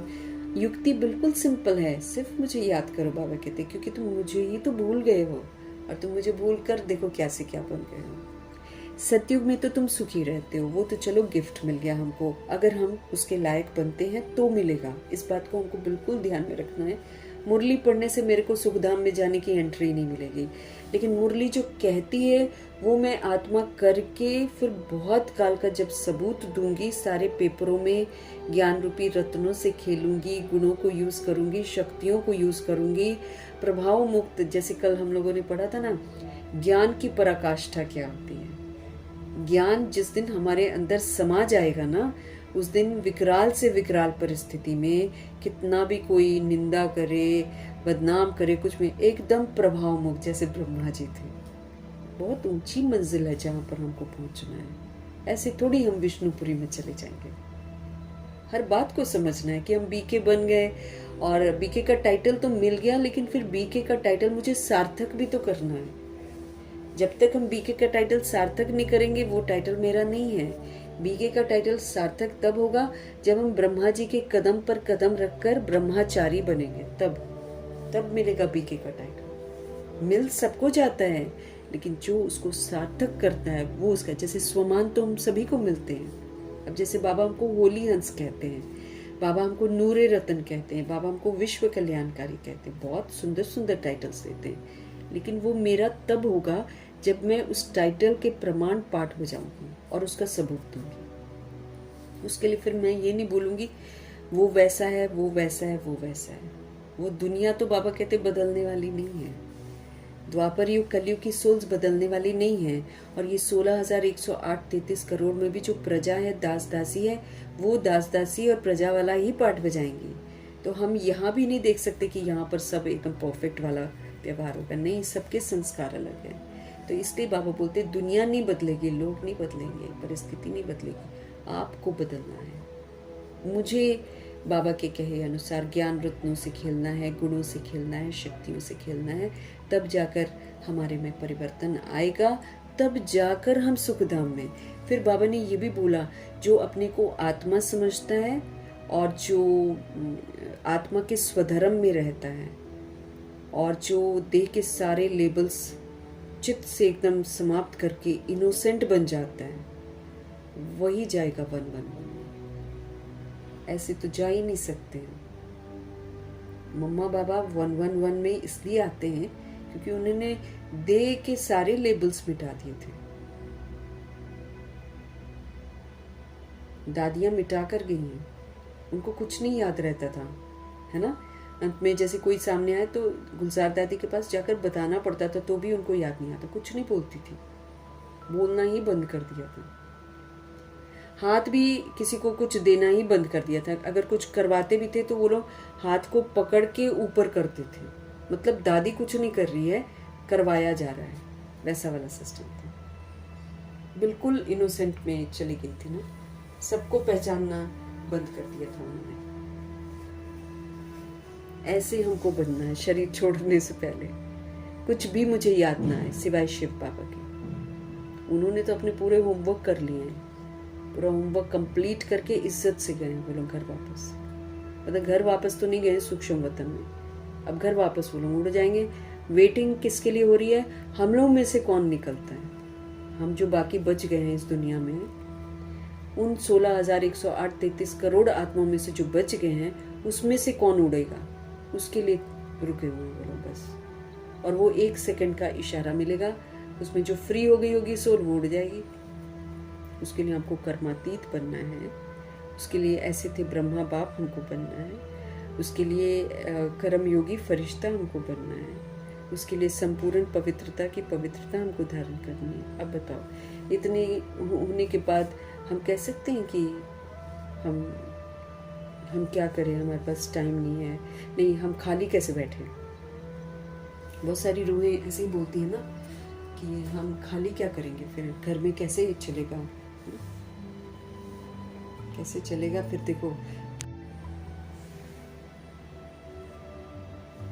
माया समझने नहीं देती है ना, उल्टा समझवा देती है माया तो। लेकिन बाबा कहते हैं, अब बाप कहते हैं तुमको कितनी सहज युक्ति मैं बताता हूँ, कैसे तुम एवर हेल्दी बन सकते हो, याद से बन सकते हो। एवर हेल्दी हम ज्ञान रत्नों को धारण करके बन सकते हैं। युक्ति बिल्कुल बाबा हमको सिंपल बताते हैं, सिर्फ मुझे तुम याद करो, क्योंकि तुम मुझे ही तो भूल गए हो। सतयुग में तो तुम सुखी रहते हो, इसलिए मुझे याद करते ही नहीं हो। तुम्हारे 84 जन्म की हिस्ट्री ज्योग्राफी तुमको सुनाई है। तुम ऐसे राज्य करते थे, सदा सुखी थे, फिर दिन प्रतिदिन उतरते उतरते तुम देखो कितने तमो प्रधान बन गए हो, तुम दुखी बन गए, तुम पतित बन गए हो। अभी बाप फिर से तुम बच्चों को कल पहले मुआफिक वर्षा दे रहे हैं। हमारे शिव बाबा हमको फिर से वर्षा दे रहे हैं, कल पहले भी दिया था, अभी भी दे रहे हैं। जो कल्प कल्प आकर वर्षा लेते हैं, श्रीमत पर चलते हैं। श्रीमत है ही बाप दादा की मत, उनके सिवाय श्रीमत कहाँ से मिले? ऐमी दुनिया में श्री श्री अपने आप को कहते हैं, लेकिन श्रीमत तो श्री श्री शिव बाबा ही देते हैं। बाप कहते हैं तुम विचार तो करो, ये हुनर कोई में है क्या श्रीमत देने का? नहीं। किसको विश्व का मालिक बनाना, उसकी युक्ति कौन बताता है? बाप ही तो बताते हैं। कहते हैं इसके सिवाय और कोई उपाय नहीं है। पतित पावन बाप ही नॉलेज देते हैं ऊंच मर्तबा पाने के लिए। शिव बाबा हमको नॉलेज देते हैं ऊंच मर्तबा पाने के लिए। ऐसे नहीं सिर्फ सृष्टि चक्र जानने से तुम पवित्र बन जाएंगे। देखो आ गया ना, हम खाली पढ़ लेंगे, हम खाली जान लेंगे तो हम थोड़ी पवित्र बन जाएंगे, है कि नहीं? बाबा को याद करेंगे, फिर जो नियम बाबा बताते हैं, मर्यादाओं की लकीर के अंदर रहना। जब हम मर्यादाओं की लकीर के अंदर रहकर संपूर्ण पवित्रता की जो बातें हैं वो हम अपने जीवन में धारण करेंगे, तब तो जाकर हम पवित्र बनेंगे। ऐसे ही खाली नॉलेज मैंने सुन ली तो थोड़ी हुई क्या? बाबा कहते सिर्फ सृष्टि चक्र जानने से तुम पवित्र बन जाएंगे, ऐसे नहीं है। तो बाप कहते हैं मुझे याद करो। इस योग अग्नि से तुम्हारे पापों का घड़ा जो भरा हुआ है ना, वो खत्म हो जाएगा। इस योग अग्नि से तुम्हारे पापों का घड़ा जो भरा हुआ है वो सारा खत्म हो जाएगा।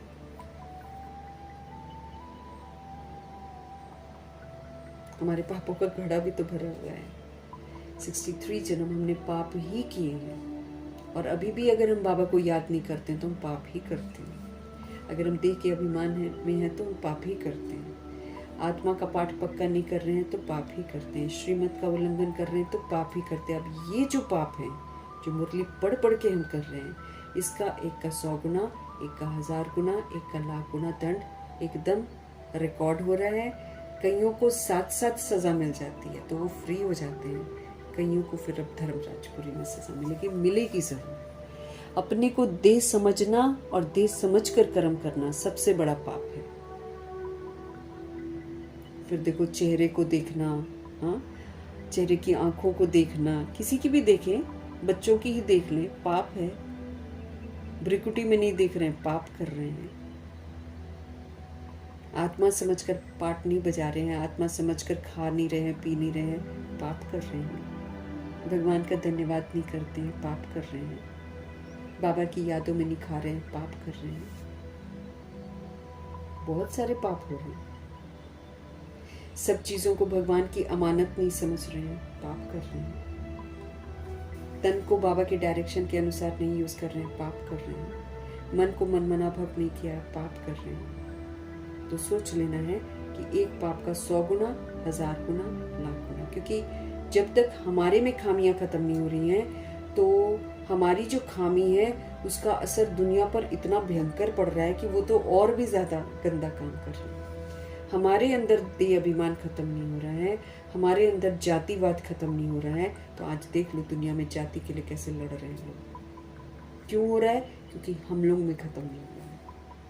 हम लोग में खत्म हो जाएगा तो उनमें भी खत्म हो जाएगा, ये स्टोरी है। क्योंकि वो लोग सब हमारे को देख कर करते हैं। ये नहीं कि हमारे घर आकर देख कर जाएंगे, हमारे वाइब्स फैलते हैं और वो कैच करते हैं। तो जातिवाद, धर्मवाद मेरे में नहीं खत्म है, इसलिए दुनिया में नहीं खत्म हो रहा है। अगर लोग मार काट कर रहे हैं तो मुझे समझना चाहिए मेरी वजह से कर रहे हैं। फिर उसकी सजा किसको मिलेगी? मुझे मिलेगी। हर बात को ध्यान से हमको समझना है। भगवान मुरली में जो समझाते हैं वो हमको समझ लेना है, क्योंकि बाबा कहते बस मैं उसी का जिम्मेदार हूँ। बाकी तुम अपनी बुद्धि से समझकर नजरअंदाज करो तो उसकी जिम्मेवारी मेरी नहीं है। बाप कहते हैं तुम ही 84 जन्म लेते लेते बहुत पतित बने हो। अब देवताओं के लिए तो थोड़ा भी गलत काम करना बहुत पतित बना, और उसका इफेक्ट बाद वाली आत्माओं पर बहुत गंदा पड़ता है। देह को देखना हम बंद नहीं करेंगे तो देखो लोग देह के लिए क्या कर रहे हैं। देह के पीछे कैसे दीवाने हो रखे हैं, पैसों के पीछे कितने दीवाने हो रखे हैं। क्यों? क्योंकि जो 16,108-33 करोड़ बच्चे हैं बाबा के, उनमें से आधे लोगों का ये जो विकार है खत्म नहीं हुआ है। काम, क्रोध, लोभ, मोह का उसका इफेक्ट है। कामनाएं रह गई हैं। 16,108-33 करोड़ आत्माओं में से बहुत लोगों की कामनाएं हैं कि ये हो जाए, ये हो जाए, ये हमारा काम बन जाए, वो कर। यही तो काम विकार की शुरुआत है। हमारे अंदर नहीं खत्म है, इसलिए दुनिया का ये हाल है। जिसको बाबा कहते हैं ये चीज़ महसूस हो जाती है ना, वो अपना परिवर्तन ज़रूर कर लेता है। जिसको ये महसूसता ही नहीं आती है वो अपना परिवर्तन नहीं करता है, वो फिर वैसे की वैसे जीवन जिएगा। बाबा कहते हैं तुम ही 84 जन्म लेते लेते बहुत पतित बने हो। आजकल तो फिर खुद को शिवोहम तत्वम कह देते हैं, अपने आप को शिवोहम कहते हैं। बनारस वाले जितने हैं वहाँ पर जो है खुद को बोलते हैं हम शिवोहम हैं, हम ही शिव हैं। इतना गिर गए हैं। और तत्वम कह देते हैं, या तो फिर कहते हैं तुम परमात्मा के रूप हो। आत्मा सो परमात्मा कह देते हैं कि आत्मा ही परमात्मा है। अब बाप आए हैं, तुम जानते हो शिव बाबा की याद दिलानी पड़े। सर्व का सदगति दाता एक परमपिता परमात्मा ही है। शिव के मंदिर अलग बनते हैं, शंकर का रूप ही अलग है। अब शिवलिंग जितने 12 ज्योतिर्लिंगम देख लो, वहाँ पर शिवलिंग है, वहाँ शंकर जी नहीं है। लेकिन ऐसे और शिव के साथ शंकर जी को दिखा देते हैं, थोड़ा कंफ्यूज कर देते हैं। जैसे शमशान घाट में भी देखोगे तो शंकर बना होते हैं ऊपर, है ना, जहाँ से पानी गिरता है। सारे शमशान घाट में तो नहीं होता है, लेकिन किसी ज़्यादा मोस्टली शमशान घाट पे मैंने देखा है शंकर जी ऊपर होते हैं, वहाँ से पानी गिरता है, नीचे डेड बॉडी रख देते हैं, फिर वो पानी उसके ऊपर गिरता है। डेड बॉडी को एक बार गीला करते हैं, पता नहीं, फिर ले जाकर फिर उधर रखते हैं जलाने के लिए। और इधर शिवलिंग ज़रूर होता है वहाँ पे बना हुआ शमशान घाट में, लेकिन शंकर जी एंट्रेंस पर बनाए होते हैं, तो लोग कंफ्यूज हो जाते हैं शिव और शंकर को लेकर। लेकिन जो मंदिर शिव के बने हुए हैं 12 ज्योतिर्लिंगम, वहाँ पे शिवलिंग ही दिखाते हैं, वहाँ पर शंकर जी नहीं दिखाते हैं। तो शिव के मंदिर अलग बनते हैं, शंकर का रूप ही अलग है। शंकर तो ब्रह्मा जी की स्मृति स्वरूप की अवस्था है, नष्ट मोहा अवस्था है, देही अभिमानी अवस्था है, वो तो सूक्ष्म वतन की अवस्था है। लेकिन लोगों को मालूम नहीं है, वो तो खुद ही शिव की याद में है, तो वो थोड़ी भगवान होते हैं। बाबा कहते हैं शंकर का रूप ही अलग है, प्रदर्शनी में भी दिखाना होता है, शिव निराकार है और शंकर जी आकारी है। अब ये तो बाबा के घर में आकर हमको इसकी समझ मिलती है। श्री कृष्ण तो फिर साकार में है, शिव निराकार है, शंकर आकारी है। देखो ब्रह्मा जी जब आकारी फरिश्ता बनते हैं, है ना, आकारी वाली उनकी अवस्था बनती है, नष्ट मोहा स्मृति स्वरूप बन जाते हैं, देही अभिमानी बन जाते हैं, वो है उनका माना सूक्ष्म स्वरूप, वो आकारी शरीर वाला है। तो बाबा कहते हैं ये स्पष्ट करो कि निराकार शिव है ज्योति बिंदु, और फिर शंकर जी आकारी हैं, और श्री कृष्ण ले लो तो वो तो इस दुनिया में 5 तत्वों के शरीर में होते हैं, गोल्डन एजेट वाला शरीर होता है उनका, तो वो साकार में है। साथ में राधे दिखाना ठीक है, तो सिद्ध हो कि यही फिर लक्ष्मी नारायण बनते हैं। श्री कृष्ण तो द्वापर में गीता सुनाने आते ही नहीं है, लोगों ने शास्त्रों में ये लिख रखा है कि द्वापर युग में श्री कृष्ण होते हैं, जबकि श्री कृष्ण तो सबसे पहला प्रिंस है। पतित होते हैं कलयुग अंत में, पावन होते हैं सतयुग में, तो जरूर संगम पर ही तो आएंगे, ये बाप ही जानते हैं, वही त्रिकालदर्शी है, वही तीनों कालों को जानते हैं। श्री कृष्ण को त्रिकालदर्शी नहीं कहा जाता है, वो थोड़ी तीनों कालों को ज्ञान सुना सकते हैं, है ना, श्री कृष्ण जी थोड़ी सुना सकते हैं। लेकिन श्री कृष्ण जी की आत्मा जब ब्रह्मा बनती है तब वो सुना सकते हैं। आत्मा एक ही है लेकिन पार्ट अलग अलग है। बाबा कहते कृष्ण थोड़ी तीनों कालों का ज्ञान सुना सकते हैं, उनको तो सृष्टि के आदि मध्य अंत का ज्ञान ही नहीं है, वो तो आदि मध्य अंत का ज्ञान सुन के परफेक्ट बने हैं, इसलिए उनको ज्ञान नहीं है। ज्ञान हम भूल जाते हैं। शंकर की अवस्था मतलब ज्ञान का स्वरूप बन जाना, ज्ञान भूल जाता है शंकर जी के स्टेज पर जब हम पहुंचेंगे। लेकिन वहां पहुंचने के लिए बहुत ऊंचा पुरुषार्थ चाहिए। कहते हैं छोटा बच्चा है, दैवी प्रिंस प्रिंसेस कॉलेज में पढ़ने जाते हैं, आगे यहाँ भी प्रिंस प्रिंसेस कॉलेज थे, अभी मिक्स हो गए हैं। श्री कृष्ण प्रिंस था और भी प्रिंस प्रिंसेस तो होंगे ना, इकट्ठे पढ़ते होंगे। अब जैसे दादियाँ गई हैं ना, तो ये प्रिंस प्रिंसेस बनेगी, गुलजार दादी, जनक दादी, है ना, प्रिंस प्रिंसेस बनकर कृष्ण जी के साथ नीचे आएंगे, इकट्ठे पढ़ते होंगे ना। वहां तो है ही वाइसलेस दुनिया, निर्विकारी दुनिया होगी वो। एक शिव बाबा ही सभी के सदगति दाता हैं, मनुष्य सभी का सदगति दाता हो नहीं सकता। बाप ही आकर सभी को मुक्ति भी देते हैं, बाप ही आकर जीवन मुक्ति देते हैं। दोनों की समझ बाबा अभी संगम युग में देते हैं। जो जो सोल जैसे जैसे करती है वैसे वैसे मुक्ति और जीवन मुक्ति प्राप्त करती है। अगर तो शिव बाबा के कहे से करती है तब तो मिल जाती है उसको इज्जत से, लेकिन जब वो धर्मराज और ड्रामा करवाते हैं तो फिर कष्टों से मुक्त होती है, क्योंकि जीवन मुक्ति तो मिलती नहीं है, लेकिन मुक्ति जो है वो कष्टों से मिलती है। जीवन मुक्ति का वर्षा तो बाबा की मौजूदगी में कमाना है, जितना कमाया होगा उतना ही फिक्स होगा। ये भी समझाया जाता है देवताओं के राज्य में और कोई धर्म नहीं था, वो तो आए ही हैं आधा में, तो सतयुग में हो कैसे सकते हैं। वो है ही हठ योगी, निवृत्ति मार्ग है, वो हठ योगी हैं, वो निवृत्ति मार्ग है, वो घर बार छोड़ देते हैं। लेकिन भगवान जी तो राजयोग सिखाते हैं, वो राजयोग तो समझ नहीं सकते। ये राजयोग है किसके लिए? प्रवृत्ति मार्ग वालों के लिए। राजयोग बाबा उनको सिखाते हैं जो प्रवृत्ति मार्ग में जाने वाले हैं। हम सभी गृहस्थ में हैं, लेकिन अभी का गृहस्थ जो है ये तो विकारी बन जाता है। अब इसको पवित्र प्रवृत्ति मार्ग बनाना है, यहीं पर रहते हमको पवित्र बनना है और फिर पवित्र दुनिया में जाना है। घर में रहते हैं सब लेकिन पवित्र रहते हैं। यहीं से जिंदगी की शुरुआत होती है। तो उसके लिए बाबा हमको राजयोग सिखाते हैं। गृहस्थ में रहते राजयोगी बनकर, राजा बनकर, आत्मा राजा नहीं बनती है इसलिए गलत पाठ बजाती है, लेकिन राजा बनकर योग परमात्मा के साथ लगाकर सतोगुनी सत्युगी पाठ बजाकर वर्षा लेना है। तो राजयोगी हैं हम लोग, लेकिन वो लोग हठ योगी होते, वो घर बार छोड़ देते हैं। ये राजयोग है प्रवृत्ति मार्ग वालों के लिए। भारत पवित्र प्रवृत्ति मार्ग में था, एक समय था जब यहाँ पवित्रता थी। अब कलयुग में पतित प्रवृत्ति मार्ग वाले हो गए हैं। भगवान आज माँ में कम याद करो, मुझे याद करो। पुरानी दुनिया अथवा देह के संबंधों से दिल मत लगाओ। दिल लगाएंगे तो पुरुषार्थ नहीं कर पाएंगे ना, प्रॉब्लम ये हो जाती है। क्योंकि अगर हम देह के संबंधों के साथ दिल लगाते हैं या फिर हम पुरानी दुनिया के साथ दिल लगाते हैं तो हम उसी में फंसे रहेंगे, हम पुरुषार्थ थोड़ी कर पाएंगे। इसलिए बाबा बोलते हैं कि नसीब फूट जाएगा।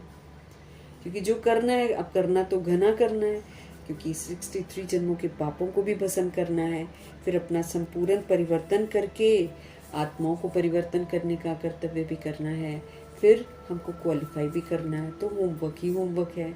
तो पुरानी दुनिया में फंसेंगे और संबंधियों में फंसेंगे तो उन्हीं के पीछे दौड़ते रहेंगे। वो हमने दुनिया में देख लिया है कि जो परिवारों के पीछे दौड़ते हैं वो एक दिन खत्म हो जाते हैं, कुछ भी रूह के पास नहीं रहता, कुछ भी नहीं कमाया ना उसने, तो फिर क्या हो गया, नसीब ही तो फूट गया। इसलिए बाबा हमको बोल रहे हैं कि इससे दिल मत लगाओ, इसके पीछे मत भागो, कुछ नहीं मिलने वाला है। उल्टा भगवान को आधार बना लेंगे ना तो जिस रोजी रोटी के लिए हम भागते हैं ना, वो रोटी भी खिला देंगे भगवान। भगवान ही खिला सकते हैं और कोई खिला ही नहीं सकता है विनाश के समय। लेकिन वो रोटी मुझे कमानी पड़ेगी। कैसे? श्रीमत पर चलकर। क्योंकि जो श्रीमत पर चलते हैं उसकी जिम्मेवारी बाबा ले लेते हैं। फिर उसको क्या चाहिए, कहाँ चाहिए, कब चाहिए, सब प्रोवाइड करते हैं। बाबा कहते हैं भारत पवित्र प्रवृत्ति मार्ग में था, अब कलयुग में पतित प्रवृत्ति मार्ग हो गया। सारा गृहस्थ अपवित्र है, सारा पतित है। घर का शुद्धिकरण भी करना चाहिए, बाबा की मुरली चलाकर और बाबा का मनन चिंतन करके बहुत शुद्धिकरण करना। नहीं तो घर तो सारे पतित हैं। जिनके अपने घर हैं उनके तो पतित हो ही गए हैं। जो रेंट पर हैं चलो उनका तो चलो ठीक है, कहीं भी जाते हैं तो एक अलग जगह ही मिलती है। तो ये हमारा पतित हो गया है, गृहस्थ जो है ना, पतित मार्ग है। भारत कभी पवित्र था, कलयुग में पतित बन गया, तो गृहस्थ भी पतित बन गया। अब भगवान जी कह रहे हैं सिर्फ तुम मुझे याद करो, बाकी छोड़ दो सब कुछ। सिर्फ तुम मुझे याद करो। पुरानी दुनिया अथवा देह के संबंधों से दिल लगाएंगे तो तकदीर फूट जाएगी, क्योंकि पुरुषार्थ करेंगे नहीं, मिलेगा कुछ भी नहीं। बहुतों की तकदीर फूट जाती है, बाबा कहते हैं, क्योंकि छोड़ नहीं पाते ना पुरानी दुनिया को। कई लोग नहीं छोड़ पाते, पुरानी दुनिया ही उनको अच्छी लगती है। अब पुरानी दुनिया जिनको अच्छी लगती है वो दुख धाम में ही आएंगे, बाबा ने बोला। बहुत एंड में त्रेता युग में मिल जाएगा थोड़ा सा, बाकी दुख धाम में ही रहेंगे। मतलब वो जब आएंगे तो एक जिंदगी में अभाव तो रहेगा ही ना, सोल के अंदर अभाव रहेगा, तो दुखी हुई ना वो। फिर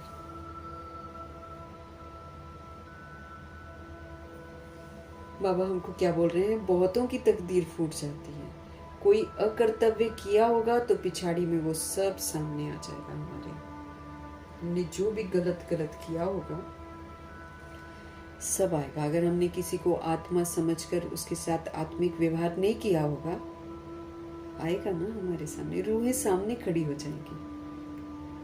मतलब वो एक डराते हैं ना, ड्रामा जो है वो डराता है।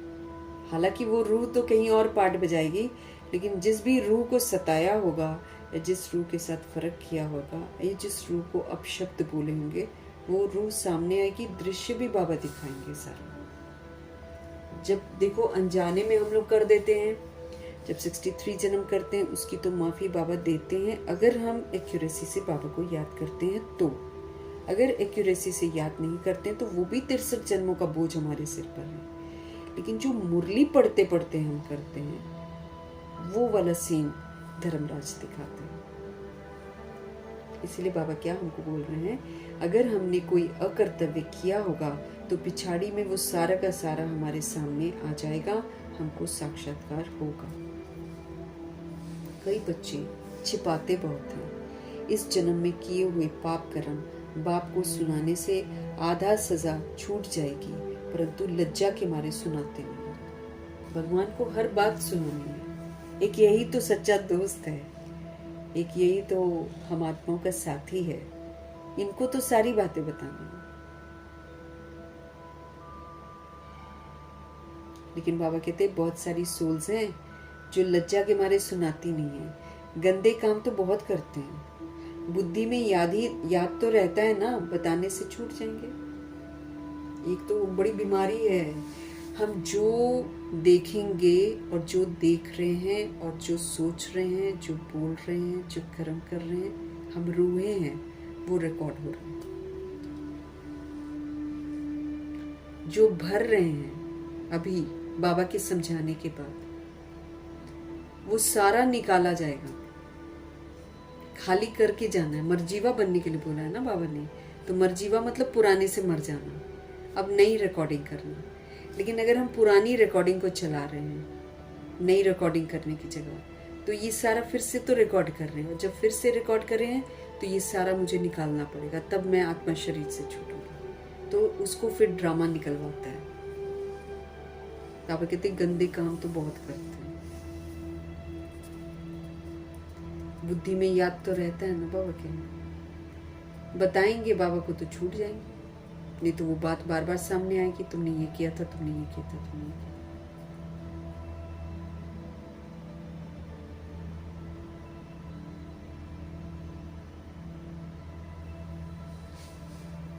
बाबा कहते बुद्धि में याद तो रहता है ना सारा कुछ, बताने से छूट जाएंगे। ये अविनाशी सर्जन है, हमारे शिव बाबा सर्जन है, अविनाशी सर्जन है। अपनी सर्जरी इन्हीं से करवा लेनी है, यही हमको ठीक करेंगे। बीमारी लज्जा के कारण सर्जन को नहीं बताएंगे तो फिर छूटेगी कैसे? कोई भी बीमारी हो, कोई भी चीज जो मेरे से नहीं छूट रही है, ये मुझे रूहानी सर्जन को बताना है, बाबा मुझे ये छोड़ना है, लेकिन मुझसे छूट नहीं रही। दिल से बोलना है तो बाबा छुड़वा देते हैं, बाबा छुड़वा देते हैं। बाबा कह रहे हैं कोई भी हमने अकर्तव्य किया होगा तो पिछाड़ी में वो सब हमारे सामने आ जाएगा, हमको साक्षात्कार होगा। कई बच्चे छिपाते बहुत हैं। इस जन्म में किए हुए पाप कर्म बाप को सुनाने से आधा सजा छूट जाएगी, लेकिन लज्जा के मारे सुनाते नहीं हैं। गंदे काम भी बहुत करते हैं। बुद्धि में याद तो रहता है ना, बताने से छूट जाएंगे। ये अविनाशी सर्जन है। बीमारी लज्जा के कारण सर्जन को नहीं बताएंगे तो फिर बाबा कहते छूटेगी कैसे? कोई भी हमने पाप कर्म किए हैं तो बताने से आधा माफ हो जाएगा, न बताने से वो वृद्धि होती जाएगी। वो पाप हम आगे करते ही जाएंगे, जास्ती फंसते जाएंगे, फिर तकदीर खत्म होकर बदकिस्मती आ जाएगी। बाप कहते हैं देह से भी संबंध मत रखो, मुझे अपने देह से भी संबंध नहीं रखना है। ये भी बाबा का दिया हुआ इंस्ट्रूमेंट है, इसको बाबा के डायरेक्शन पर मुझे चलाना है। इसके जो कदम हैं वो उधर ही चलें जहां बाबा कहते हैं। भाई बाबा को बचाता बाबा है, खिलाता बाबा है, हमारे पाप वो खत्म करवाते हैं, हमें वापस घर वो लेकर जाते हैं, पावन दुनिया में वो लाते हैं, हमें कष्टों से वो छुड़ाते हैं, हमें दुखों का कारण वो बताते हैं, निवारण वो करते हैं। और हम संबंध किससे निभाते हैं? देहधारियों से। तो गंदे नहीं है तो और क्या है? देहधारियों को इम्पोर्टेंस देते हैं, भगवान की बात को नज़रअंदाज कर देंगे, देहधारियों को देखेंगे, देहधारियों के साथ समय बिताएंगे, उनके साथ बातें करेंगे, हाँ, उन्हीं के साथ जो भी सोल्स करती हैं आजकल। बाबा कहते तुम तो देह के साथ भी संबंध मत रखो, ये भी छूट जाएगी तुम्हारी देह। इसमें रहते हुए जितना पुरुषार्थ कर सकते हो वो कर लो, क्योंकि ये देह खत्म हो गई, पुरुषार्थ भी खत्म। तो देह से भी संबंध मत रखो, हमेशा माँ में कम याद करो, क्योंकि जो देह में फंसे होंगे वो अपनी देह को ही देखते रहेंगे। वो देह को खिलाएंगे, देह ऐसी रहे, देह वैसी रहे, उसी में फंसे रहेंगे, भगवान की तरफ बुद्धि का योग जाएगा ही नहीं। यही तो माया है, झूठी माया, झूठी काया, झूठा सब संसार। झूठ में फंसे रहेंगे ना हम, एक बार झूठ में फंसे रहेंगे। अब देखो मातेश्वरी जी भी, जब उनको देखो, इससे भी दिमाग हटाओ, दे अपने आप बाबा ठीक करेंगे। अगर हम उसको प्रभु की अमानत समझ कर करेंगे तो देखो मम्मा को कुछ दर्द नहीं होता था, कहाँ होता था दर्द। कैंसर वालों को देखो कैसे करते हैं लोग, कितना बुरा हाल हो जाता है कैंसर वालों का, उनको कुछ भी नहीं। इवन ऑपरेट भी बाबा ने मना कर दिया था कि नहीं करवाना ऑपरेट, तो उन्होंने अपना सारा हिसाब किताब उसी में सेटल किया और एकदम सुंदर रूह बनकर उड़ गई। तो अगर हम देह में दिमाग लगाएंगे, देह के संबंधियों में दिमाग लगाएंगे तो हम पुरुषार्थ नहीं कर सकते हैं। इसलिए बाबा बोलते हैं, बाप कहते हैं देह से भी संबंध ना रखो, हमेशा याद करते रहो, याद करते रहो, तो बाबा अपने आप संभाल लेंगे, फिर कोई गंदा काम नहीं होगा। बाबा कहते हैं याद करो ना तो गलत काम नहीं करोगे। इसलिए कुछ भी हम करते हैं ना, याद में रहना हमारा बड़ा जरूरी है। अगर हम याद में रहेंगे ना तो बाबा बता देंगे, या कुछ ऐसा होगा कि बाबा छुड़वा देंगे उस काम से हमको। ऐसा वफादार दोस्त है कि अगर हम उनको याद करते हैं ना तो हमको पापों से बचा लेते हैं। तो बाबा कहते हैं हमेशा हमेशा माँ में कम याद करो, सिर्फ तुम मुझे याद करो तो फिर कोई गंदा काम नहीं होगा तुमसे। ये धर्मराज भी है, उनसे भी छिपाते रहेंगे तो फिर तुम्हारे जैसी सजा कोई को नहीं मिलेगी। धर्मराज ऑफिशियल ब्रह्मा थोड़ी किसी को माफ करेंगे, ऑफिशियल ब्रह्मा तो बहुत सख्त है। बाबा हमको क्या बोल रहे हैं, धर्मराज भी हैं, उनसे भी छुपाते रहेंगे तो फिर तुम्हारे जैसी सजा कोई को नहीं मिलेगी। जितना समय नजदीक होगा सबको साक्षात्कार होता जाएगा अपने कर्मों को, अपने कर्मों को। अभी बॉडी कॉन्शियसनेस में हम लोग इतराते हैं, लेकिन जब धर्मराज सजा देंगे और जब ड्रामा सजा देगा तो हमको बेबस कर देगा, एकदम बेबस कर देगा। किसी किसी को उठने ही नहीं देता है बेड से, किसी को खाने नहीं देता है, किसी को कैसे करता है, किसी को अपाहिज कर देता है, किसी को बीमार कर देता है, बेबस कर देता है। अभी तो दवाइयाँ खा लेते हैं, अभी तो हॉस्पिटल भाग लेते हैं, फिर तो वो भी नहीं कर पाएंगे। तो धर्मराज से कुछ नहीं छिपाना है। जितना समय नजदीक होगा बाबा कहते सबको साक्षात्कार होता जाएगा। अभी तो सबकी कयामत का समय है, इसको बोलते ही कयामत का समय है। कयामत का समय मतलब हमने जो जो कर्मा किया है ना उसका हिसाब किताब चुकता होता है सभी रूहों का। कयामत का समय चल रही है, सब पतित हैं इस समय, सब। पापों का दंड तो जरूर मिलता है, कोई भी पाप करके तो बचेगा नहीं, हम बच नहीं सकते ना पाप करके।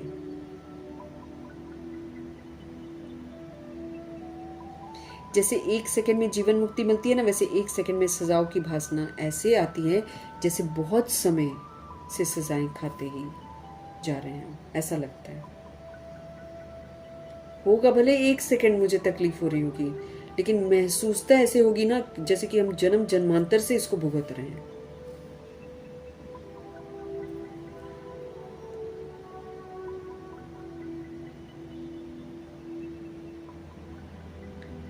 एक सेकंड में सजाओं की भासना ऐसे आती है जैसे बहुत समय से सजाएं खाता ही रहता हूँ। ये बड़ी सूक्ष्म मशीनरी है, सबके कयामत का समय है। ये सजा भोगनी तो है जरूर, फिर सब आत्माएं पवित्र होकर जाती हैं। क्यों सजा भोगते हैं? ताकि रूहें पवित्र बन जाए। कयामत की घड़ियां चल रही हैं। अभी इन आखिरी के 10 वर्षों में बड़ी तेज मशीनरी हो जाएगी, बाबा ने बोला है। यहाँ संकल्प गलत करेंगे यहीं पर सजा, यहाँ बोल गलत बोलेंगे यहीं पर सजा, यहाँ कर्म गलत करेंगे यहीं पे सजा। तुरंत तुरंत तुरंत तुरंत सजा मिलनी शुरू हो जाएगी। कुछ भी हम करें सजा हमको भोगनी जरूर है, बाबा कहते हैं। सूक्ष्म मशीनरी है, सभी के क़यामत का समय है, सजा भोगनी तो है जरूर, फिर सब आत्माएं पवित्र होकर जाती हैं। बाप ही आकर पतित आत्माओं को पावन बनाते हैं। उससे पहले बाबा आते हैं तो हमको पढ़ाते हैं और फिर हमको बोलते हैं तुम खुद ही सुधर जाओ, तो तुमको ये वाली गंदी सजा नहीं भुगतनी पड़ेगी, नहीं तो गंदी सजाएं भुगतनी पड़ती हैं। फिर बाबा का प्यार भी नहीं मिलता है, फिर दैवी परिवार का प्यार नहीं मिलता है, रिजेक्शन मिलती है, देखते भी नहीं है, उस टाइप का व्यवहार करते हैं। अकेलापन महसूस करेगी आत्मा। उसमें रिश्तेदार थोड़ी खड़े होते हैं हमारे साथ। जिन रिश्तों के लिए हम मरते हैं और जिन रिश्तों के पीछे भागते हैं, वो रिश्ते थोड़ी खड़े होंगे मेरे साथ। हर आत्मा अपना अकेले अकेले भुगतती है।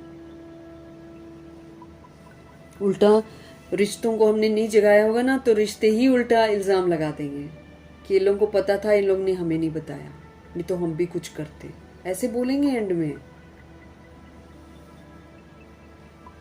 बाबा ने बोला है ना, जिसके लिए तुम वक्त दे रहे होगे ना, वही तेरे को दोष देकर चला जाएगा। तो कितना दुख लगेगा उस समय कि हमने तो इतना किया, उतना किया, इसने हमको ऐसे कर दिया, ऐसे ऐसे करके दुख होगा इंसान को। बाबा कहते हैं बाप ही आकर पतित आत्माओं को पावन बनाते हैं। बाप के सिवाय और कोई की ताकत नहीं है। 63 जन्म पाप करते करते अभी तुम्हारे पापों का घड़ा आकर भरा है। माया का ग्रहण तो सभी को लगा हुआ है, हम सभी को ग्रहण लगा। हम तो वो दुनिया में सूर्य ग्रहण और चंद्र ग्रहण को करते हैं, ग्रहण तो हमको लगा हुआ है। जब तक देह का अभिमान है तब तक हमको ग्रहण लगा हुआ है। ग्रहचारी हम पर बैठती ही रहेगी। तो माया का ग्रहण सबको लगा हुआ है। बड़ा ग्रहण तुम पर लगा है। सर्वगुण संपन्न तुम थे, फिर ग्रहण तुम पर लगा है। ज्ञान भी अभी तुम बच्चों को मिला है। हम लोग सभी, बाबा कहते तुम लोग सर्वगुण संपन्न थे, संपूर्ण निर्विकारी थे और संपूर्ण अहिंसक थे, मर्यादा पुरुषोत्तम थे। अभी देखो तुम पर क्या लग गया ग्रहण, है ना। सारे गुण खत्म, विकारों से भरपूर, दाग पे दाग, मर्यादाओं का कोई पता ही नहीं है। हिंसात्मक अलग हो गए। संकल्पों से भी हिंसा करते हैं, बोल से भी हिंसा करते हैं, कर्म से भी हिंसा करते हैं। किसी को भी किसी के साथ दे अभिमान में आकर व्यवहार करना हिंसा नहीं है तो और क्या है। किसी को अपशब्द बोल देना हिंसा नहीं है तो और क्या है। किसी को पागल कह देना, किसी को बेवकूफ़ कह देना, ये हिंसा ही तो है, और है क्या। दूसरी सोल को कितना चोट पहुंचती है, चाहे वो छोटे बच्चे ही क्यों ना हो, उनको कितनी चोट पहुंचती है। ये हम लोग नहीं समझ पाते हैं ना कि हम रूह को चोट पहुंचा रहे हैं। ये तो बाबा से अब समझ मिलती है। तो बाबा का बनने के बाद भी कितने लोगों को, अब बाबा ने बोला है कि जैसे आप कहीं पर स्कूल में जाते हो या जॉब करते हो कहीं भी, अगर कोई पियोन है, अगर आप उसके साथ बदतमीज़ी से बात करते हो या अपना रोब दिखाते हो, ये सारा क्या कर रहे हैं हम, पाप ही तो कर रहे हैं। रूह के रूप में देखना है ना सबको। समझ मिली हुई है। आज वो पियोन है, कल वो बॉस होगा, आप पियोन होगे। यही तो हो रहा है।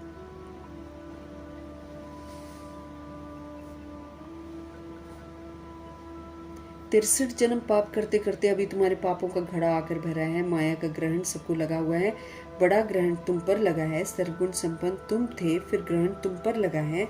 ज्ञान भी अभी तुम बच्चों को मिला है। बाप बताते हैं तुम भारत के मालिक थे, फिर 84 जन्म तुमने भोगे हैं। कैसा सीधा बताते हैं बाबा हमको कि तुम बरोबर देवी देवता धर्म वाले थे, फिर पतित होने के कारण हिंदू कहला दिया है। हिंदू धर्म तो कोई ने स्थापन किया ही नहीं। बाबा कहते हैं मठ पंथ को डिनेस्टी नहीं कहेंगे। डिनेस्टी राजाओं की होती है। Lakshmi Narayan the first, the second, the third, ऐसे हमको राजाई मिलती है।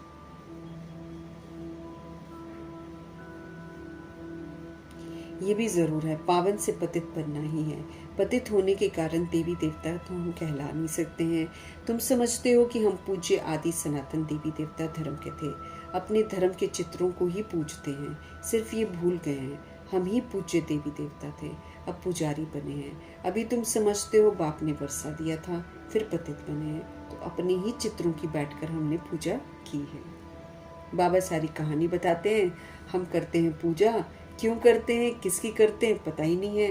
वो शिव बाबा आकर हमको बताते हैं। तो याद करना कितना हम कैच करते हैं ना कि हम पूज्य आदि सनातन देवी देवता धर्म तीर्थ, ये बाबा हमको बताते हैं। अब जो सोल इसको कैच करती है, इसको स्वीकार करती है, जैसे मातेश्वरी, तो वो बन जाती है। बस ऐसे ही है। बाबा मुरली में हमको सारी स्मृतियाँ दिलाते हैं, उसमें से हम रूहों पर हैं कि हम कितना उसको स्वीकार करते हैं, कितना फिर उसी तरह पाठ बजाते हैं, फिर उसी तरीके से हम बन जाते हैं।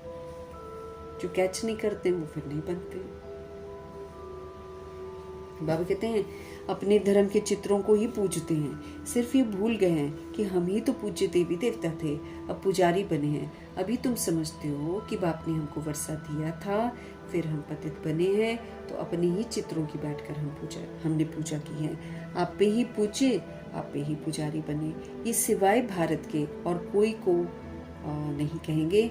बाबा भी भारत में ही आकर ज्ञान देते हैं, फिर सो देवता हमको बनाने के लिए। बाकी सब हिसाब किताब चुकता करके वापस चले जाएंगे। आत्माएं सब बाप को पुकारती रहती हैं, ओ गॉड फादर। ये भी समझने की बात है। इस समय तुमको 3 बाप है। एक है शिव बाबा, दूसरा है हमारे शरीर का बाप, लौकिक बाप, और तीसरा है प्रजापिता ब्रह्मा जी, अलौकिक बाप। ये सिर्फ हमको संगम पर मिलते हैं। बाकी सबको 2 बाप हैं, लौकिक और पारलौकिक। बॉडी का फादर होते हुए भी आत्माएं परमात्मा को जरूर याद करती हैं। सतयुग में सिर्फ एक ही लौकिक बाप होता है, पारलौकिक बाप को जानते ही नहीं है। वहां तो है ही सुख, फिर पारलौकिक बाप को याद हम क्यों करें। दुख में सिमरन सब करते हैं, यहाँ फिर तुमको 3 बाप हो जाते हैं संगम में। ये भी समझने की बातें हैं। वहाँ आत्म अभिमानी हम रहते हैं सतयुग में, फिर देह अभिमान में आ जाते हैं। यहाँ तुम आत्म अभिमानी भी हो तो तुम परमात्म अभिमानी भी हो। हम सतयुग में परमात्म अभिमानी नहीं होते हैं, हम सिर्फ आत्म अभिमानी होते हैं। लेकिन अभी संगम युग में हमको परमात्मा की भी समझ मिलती है, अपनी भी समझ मिलती है, तो हम यहाँ पर आत्म अभिमानी तो बनते ही हैं, साथ में हम परमात्म अभिमानी भी बनते हैं, क्योंकि हमको पता होता है कि परमात्मा है कौन। शुद्ध अभिमान है कि हम बाप के सब बच्चे हैं, उनसे वर्षा ले रहे हैं। वो बाप शिक्षक सदगुरु है, ये उनकी महिमा भी है, समझानी पड़े। वही आकर सब बच्चों को वर्षा देते हैं। सतयुग में तुमको था, फिर 84 जन्म लेकर तुमने गवाया है। अब ये समझाना कितना सहज है। बाप को कहा जाता है पतित पावन, सर्व का सदगति दाता। ये दुनिया ही पतितों की है, कोई सदगति दे कैसे सकते हैं। बाकी कोई बहुत शास्त्र पढ़े हुए हैं तो अंतमति सुगति हो जाती है। अगर अंत में भी उनको शास्त्र याद रहता है तो दूसरे जन्म में फिर शास्त्र सुनाते हैं, फिर छोटेपन में ही कंठ हो जाते हैं। तो बाप तुम बच्चों को कितनी अच्छी मीठी मीठी बातें सुनाते हैं। बच्चे तुम तमो प्रधान बन गए हो, हमको बोल रहे हैं कि तुम तमो प्रधान बन गए हो। अब फिर तुम बाप को याद करो तो तुम्हारे अंदर से तमो प्रधानता की खाद निकलेगी। अभी नाटक हो जाता है पूरा, सबको हाजिर होना है। क्राइस्ट आदि सबकी आत्मा हाजिर है, वो भी बाप के पास सलामी भरने आएंगी। वो तो सलामी भर आई हैं। ये जो क्राइस्ट की आत्मा है, बाबा ने बोला है क्राइस्ट की आत्मा और गुरु नानक की आत्मा, ये लोग सब बाबा के घर होकर आ गए हैं। अव्यक्त बाप दादा से मुलाकात करते हैं ये लोग पढ़ाई नहीं पढ़ते हैं, लेकिन बाबा से दृष्टि लेकर आते हैं। तो अव्यक्त बाप दादा उनको दृष्टि देते हैं। वो दृष्टि से कैच जितना करते हैं ना, उसके अनुसार वो लोग आकर जब धर्म स्थापन करते हैं तो फिर वो भगवान के बारे में बताते हैं, जिसमें सबसे ज़्यादा कैच करते हैं गुरु नानक जी। इसीलिए वो निराकार की महिमा बताते हैं, इसीलिए वो मनमना भव और मध्याजी भव का मंत्र बताते हैं। सारा कुछ वही बताते हैं। आप देखो गुरु ग्रंथ साहिब में सबसे ज़्यादा महिमा जप साहिब, सुखमनी साहिब और निराकार परमपिता परमात्मा से तो शुरुआत है। सारा मूल मंत्र ही निराकार परमात्मा का है। तो सबसे ज़्यादा कैच गुरु नानक जी ने किया था। ये लोग जाते हैं बाबा के सभा में, सलामी भर के आते हैं अपने अपने समय में, लेकिन वो चेहरा नहीं होता ना गुरु नानक, कोई सिख गए होंगे, है ना। और इसी तरीके से क्राइस्ट पोप जैसा कुछ बनकर वहाँ पर जाते हैं, सभा में ज़रूर जाते हैं, दृष्टि लेकर आते हैं। तो बाबा कहते हैं ये भी सलामी लेकर सलामी भरने आएंगे। ये साकार मुरली है ना जब बाबा ने चलाई है, लेकिन ये भर आए हैं अव्यक्त बाप दादा की सभा में जाकर। चक्रवर्ती राजा तो बनना नहीं है इनको, धर्म स्थापकों को। सिर्फ बाप को याद करेंगे और मन मना भव का मंत्र लेकर जाएंगे। तुम्हारा है मन मना भव और मध्याजी भव। हम 2 मंत्र लेते हैं, एक मन को प्रभु में लगाना है और दूसरा मध्याजी भव ने नई दुनिया का वर्षा भी हमको लेना है। ये हम डबल मंत्र लेकर आते हैं। तो बाप कितनी अच्छी युक्ति हम सभी आत्माओं को बताते हैं। अच्छा, मीठे मीठे से हृदय बच्चों प्रति माता पिता बाप दादा का याद प्यार और गुड मॉर्निंग। रूहानी बाप की रूहानी बच्चों को नमस्ते। हम रूहानी बच्चों की भी रूहानी बाप को दिल से, जान से, सिख से, प्रेम से, अदब से, रिस्पेक्ट से, पूरे रिगार्ड से, पूरी मोहब्बत से, प्यार भरी स्नेह भरी नमस्ते और तहे दिल से मीठे परमात्मा जी का धन्यवाद। धारणा के लिए मुख्य सार है, इस पुरानी दुनिया में रहते पुरुषार्थ करके सर्वगुण संपन्न हमको जरूर बनना है। ये पुरानी दुनिया में रहते हुए पुरुषार्थ हमको करना है। फिर से सारे गुणों से मुझे संपन्न जरूर बनना है। और कैसे बनेंगे? गुणों को व्यवहार में लाकर। और किसके प्रति? विश्व की सारी रूहों के प्रति, सभी के प्रति शुभ भावना, सभी के प्रति दुआएं, सभी के प्रति विशाल दिल रखना, सभी का गुणग्राही बनना, सभी को सतगुणी आत्मा के रूप में देखकर हमको फिर से सर्वगुण संपन्न बनना। फिर चाहे वो सोल कितनी भी गिरी हुई हरकत क्यों ना करे, तो भी अच्छा व्यवहार करके हम सर्वगुणों से संपन्न बन सकते हैं। प्रभु जी कह रहे हैं, इस पुराने शरीर व पुरानी दुनिया से दिल मत लगो, ये खत्म हो जाएगा। इससे क्या दिल लगानी है? इसको बाबा की याद में रहकर बाबा के डायरेक्शन पर इसको चलाना है। इससे हड्डी सेवाएं करनी है। इसमें रहते हुए मुझे पुरुषार्थ करना है। सात्विक भोजन खाकर इसको ठीक रखना है। सात्विक खाएंगे तो हम ठीक रहेंगे, सात्विक नहीं खाएंगे तो फिर हमको फिर दिक्कत परेशानियां आएंगी। सात्विक जैसे पत्ते हो गए हैं ना, अच्छे अच्छे पत्ते होते हैं भाई। और सत्युग के संस्कार बनाने, इसलिए न तो मुझे पुरानी दुनिया से दिल लगाना है, न मुझे पुराने शरीर से दिल लगाना है। नसीबदार बनने का समय चल रहा है, तो एक शिव बाबा को याद करके मुझे नसीबदार बनना है। उनकी ही श्रीमत पर मुझे चलना है। वैसे भी देखो, अगर जैसे अभी मेरे पास सारा कुछ है, सपोज करो, है ना, इसी में मुझे अनासक्त होना है। जब नहीं है वो तो होना ही पड़ेगा ना, लेकिन जब है तभी से होकर फिर हमारा बुद्धि का योग खान पान में नहीं जाएगा, नहीं तो जाएगा। तो इसलिए बाबा हमको बोलते हैं, आप इस पुराने शरीर और पुरानी दुनिया से दिल मत लगाओ, आप अपना नसीब बनो। तो इधर से बुद्धि योग मेरा हटेगा, तभी प्रभु में लगेगा। आत्म अभिमानी और परमात्म अभिमानी होकर मुझे रहना है। इस कयामत के समय में बाप से मुझे कुछ भी छिपाना नहीं है। अविनाशी सर्जन से मुझे राय लेती रहनी है। उनको बताना है सारा कुछ और उन्हीं से राय लेनी है। सतगुरु जी का वरदान, संग दोष से दूर रहकर सदा बाप की समीपता का भाग्य प्राप्त करने वाले पास विद ऑनर भव। अभी समय चल रहा है जब हम बाप के समीपता का भाग्य प्राप्त कर सकते हैं। मतलब फिर परम धाम में जाएंगे तब भी बाबा के समीप रहेंगे, संगम युग में भी बाबा के समीप रहेंगे, फिर सूक्ष्म वतन में भी बाबा के समीप रहेंगे। ये भाग्य है। जैसे मम्मा बाबा का कितना सुंदर भाग्य है।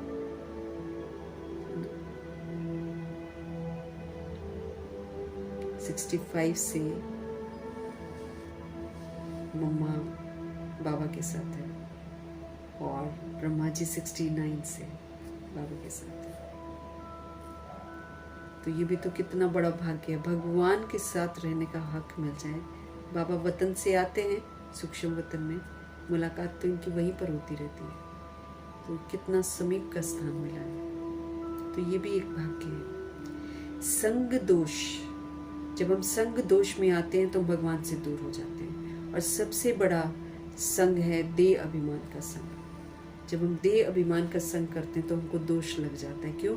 क्योंकि देह अभिमान के संग में आकर हम उल्टा पाठ बजा देते हैं, या तो अकड़ जाते हैं, या क्रोध कर लेते हैं, या कामनाएं रखते हैं या फिर लोभ कर लेते हैं या फिर मोह कर लेते हैं या फिर अहंकार में आ जाते हैं, ये सारा देह अभिमान का संग है। मतलब कोई भी दैहिक बीमारी जब हमारे अंदर आती है, काम क्रोध लोभ मोह अहंकार ईर्ष्या द्वेष अलबेलापन सुस्ती आलस्य, तो ये सारा क्या है? देह अभिमान का संग जब हम करते हैं तो हमको दोष लग जाता है, ये बीमारियां हमारे में आ जाती हैं। इससे हमको दूर रहना है और सदा बाप की समीपता का भाग्य मुझे प्राप्त करना है। जो बाबा के समीप चले जाते वही तो पास विद ऑनर बनता है। जैसे दादियाँ अपना होमवर्क कंप्लीट करके सूक्ष्म में चली गई, पहुंच गई बाबा के समीप। अब जब उड़ना होगा वहां से उड़ जाएंगे 1 सेकंड में। बोलो, यदि बाप के समीप रहना पसंद है तो कभी भी कोई भी संग दोष से दूर रहना। कई प्रकार के आकर्षण पेपर के रूप में आएंगे, लेकिन हमको आकर्षित नहीं होना। बाबा कहते कई प्रकार के आकर्षण करने वाले पेपर आकर्षण पेपर के रूप में आएंगे, लेकिन होगा वो पेपर, ऐसे लगेगा हमको आकर्षण, लेकिन आकर्षित मत होना। संग दोष कई प्रकार का होता है। व्यर्थ संकल्प भी संग दोष है। वेस्ट थॉट आ गया, मेरा टाइम वेस्ट। व्यर्थ संकल्पों व माया की आकर्षण के संकल्पों का संग, संबंधियों का संग, वाणी का संग, अन्य दोष का संग, कर्म का संग, इन सब संग दोषों से अपने को बचाने वाले ही पास विद ऑनर बनते हैं। जो संग दोष से बचते हैं वो पास विद ऑनर बनते हैं। तो बाबा ने कुछ संग दोष का इशारा दिया है। एक बाबा कहते हैं वेस्ट थॉट, ये भी देह अभिमानी है। तो वेस्ट थॉट और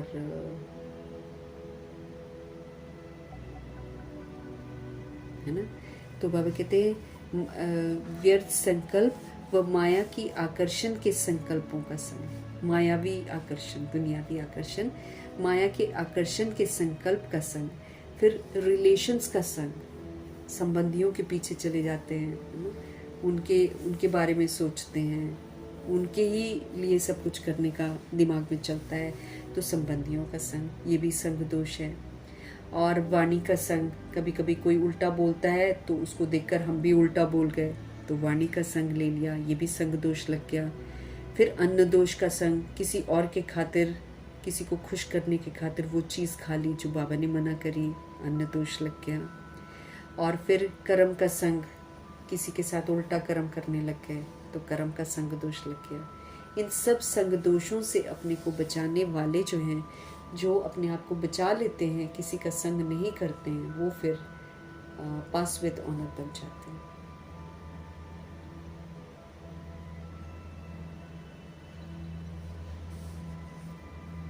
संग दोष से हमको बचना।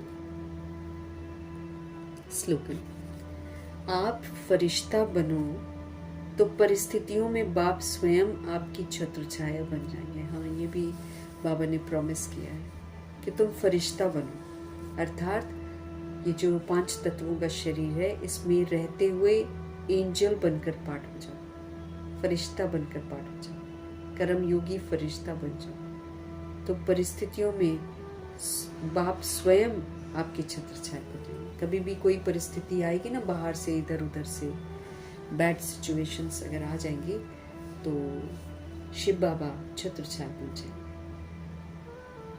इसलिए बाबा कह रहे हैं आप फरिश्ता बनो तो परिस्थितियों में बाप खुद छत्र छाया बन जाएंगे। वही कह रहे हैं ना, अगर हम भगवान का कहना मानेंगे तो हमको चिंता करने की कोई जरूरत नहीं।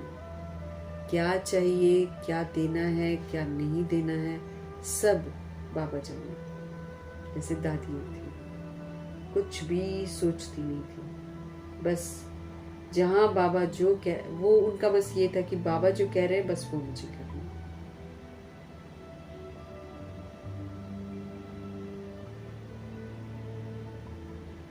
जो बाबा कहे वही करना बस।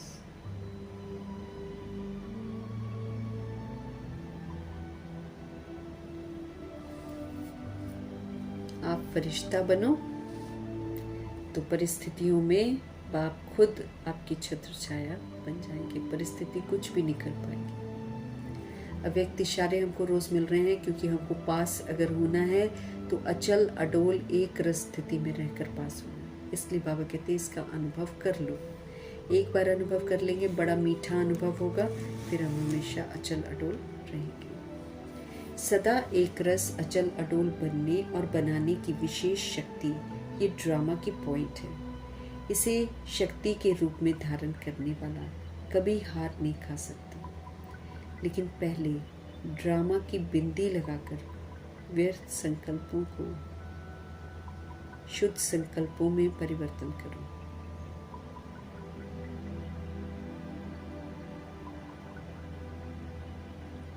फिर माया के आने वाले अनेक प्रकार के विघ्नों को ईश्वरीय लगन के आधार से समाप्त करो। सदा एक रस, सदा अचल, सदा अटोल बनने और बनाने की विशेष शक्ति ये ड्रामा की पॉइंट है। ड्रामा को समझो। ड्रामा का जो पॉइंट है सबसे इम्पोर्टेंट है। हमने खुद ड्रामा बनाया हुआ है, अब इसको फुल स्टॉप तो लगाना पड़ेगा और फिर से अच्छी एक्ट करनी पड़ेगी। इसे शक्ति के रूप में धारण करो कि ड्रामा इज वेरी पावरफुल।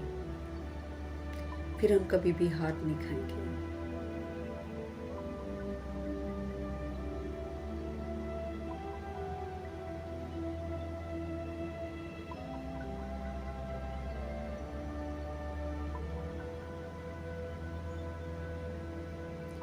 तो सदा एक रस अचल अटोल बनने और बनाने की विशेष शक्ति ये ड्रामा की पॉइंट है।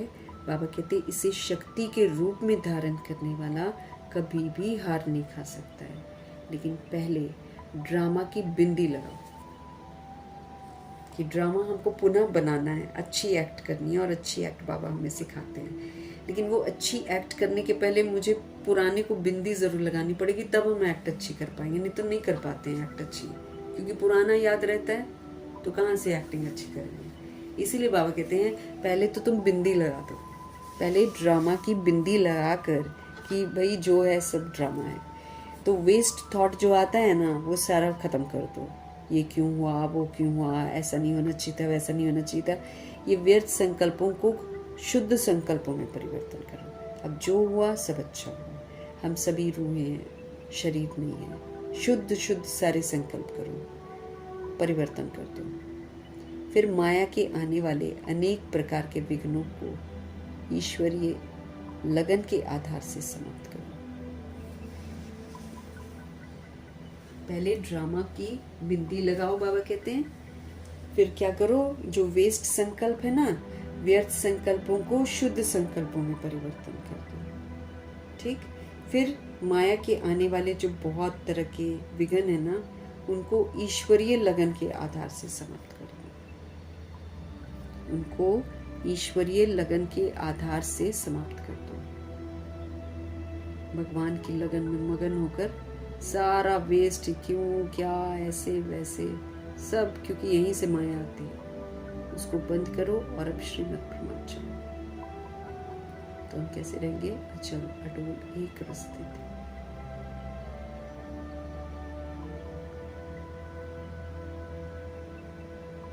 मीठे बाबा का उनकी समझाने के लिए बहुत बहुत धन्यवाद करेंगे, और ब्रह्मा माँ का धन्यवाद, जगदम्बा माँ का धन्यवाद, गुलजार दादी जी का धन्यवाद, अष्ट रत्नों का धन्यवाद, नवग्रहों का धन्यवाद, एडवांस पार्टी की सारी सोल्स का धन्यवाद, बची हुई जितनी भी आत्माएं हैं सबका धन्यवाद, 5 तत्वों का धन्यवाद, ड्रामा का धन्यवाद, प्रकृति का धन्यवाद, माया का धन्यवाद, यमदूत का धन्यवाद, करोड़ों की आबादी का धन्यवाद, साधनों का धन्यवाद, साधन बनाने वालों का धन्यवाद, साथ में रहने वाली सोल्स का धन्यवाद, सहयोगी आत्मा का धन्यवाद, अविनाशी खजानों का धन्यवाद, समय का धन्यवाद, शरीर रूपी इंस्ट्रूमेंट का धन्यवाद, आप सभी सोल्स का धन्यवाद, सृष्टि की मेहमान नवाजी का।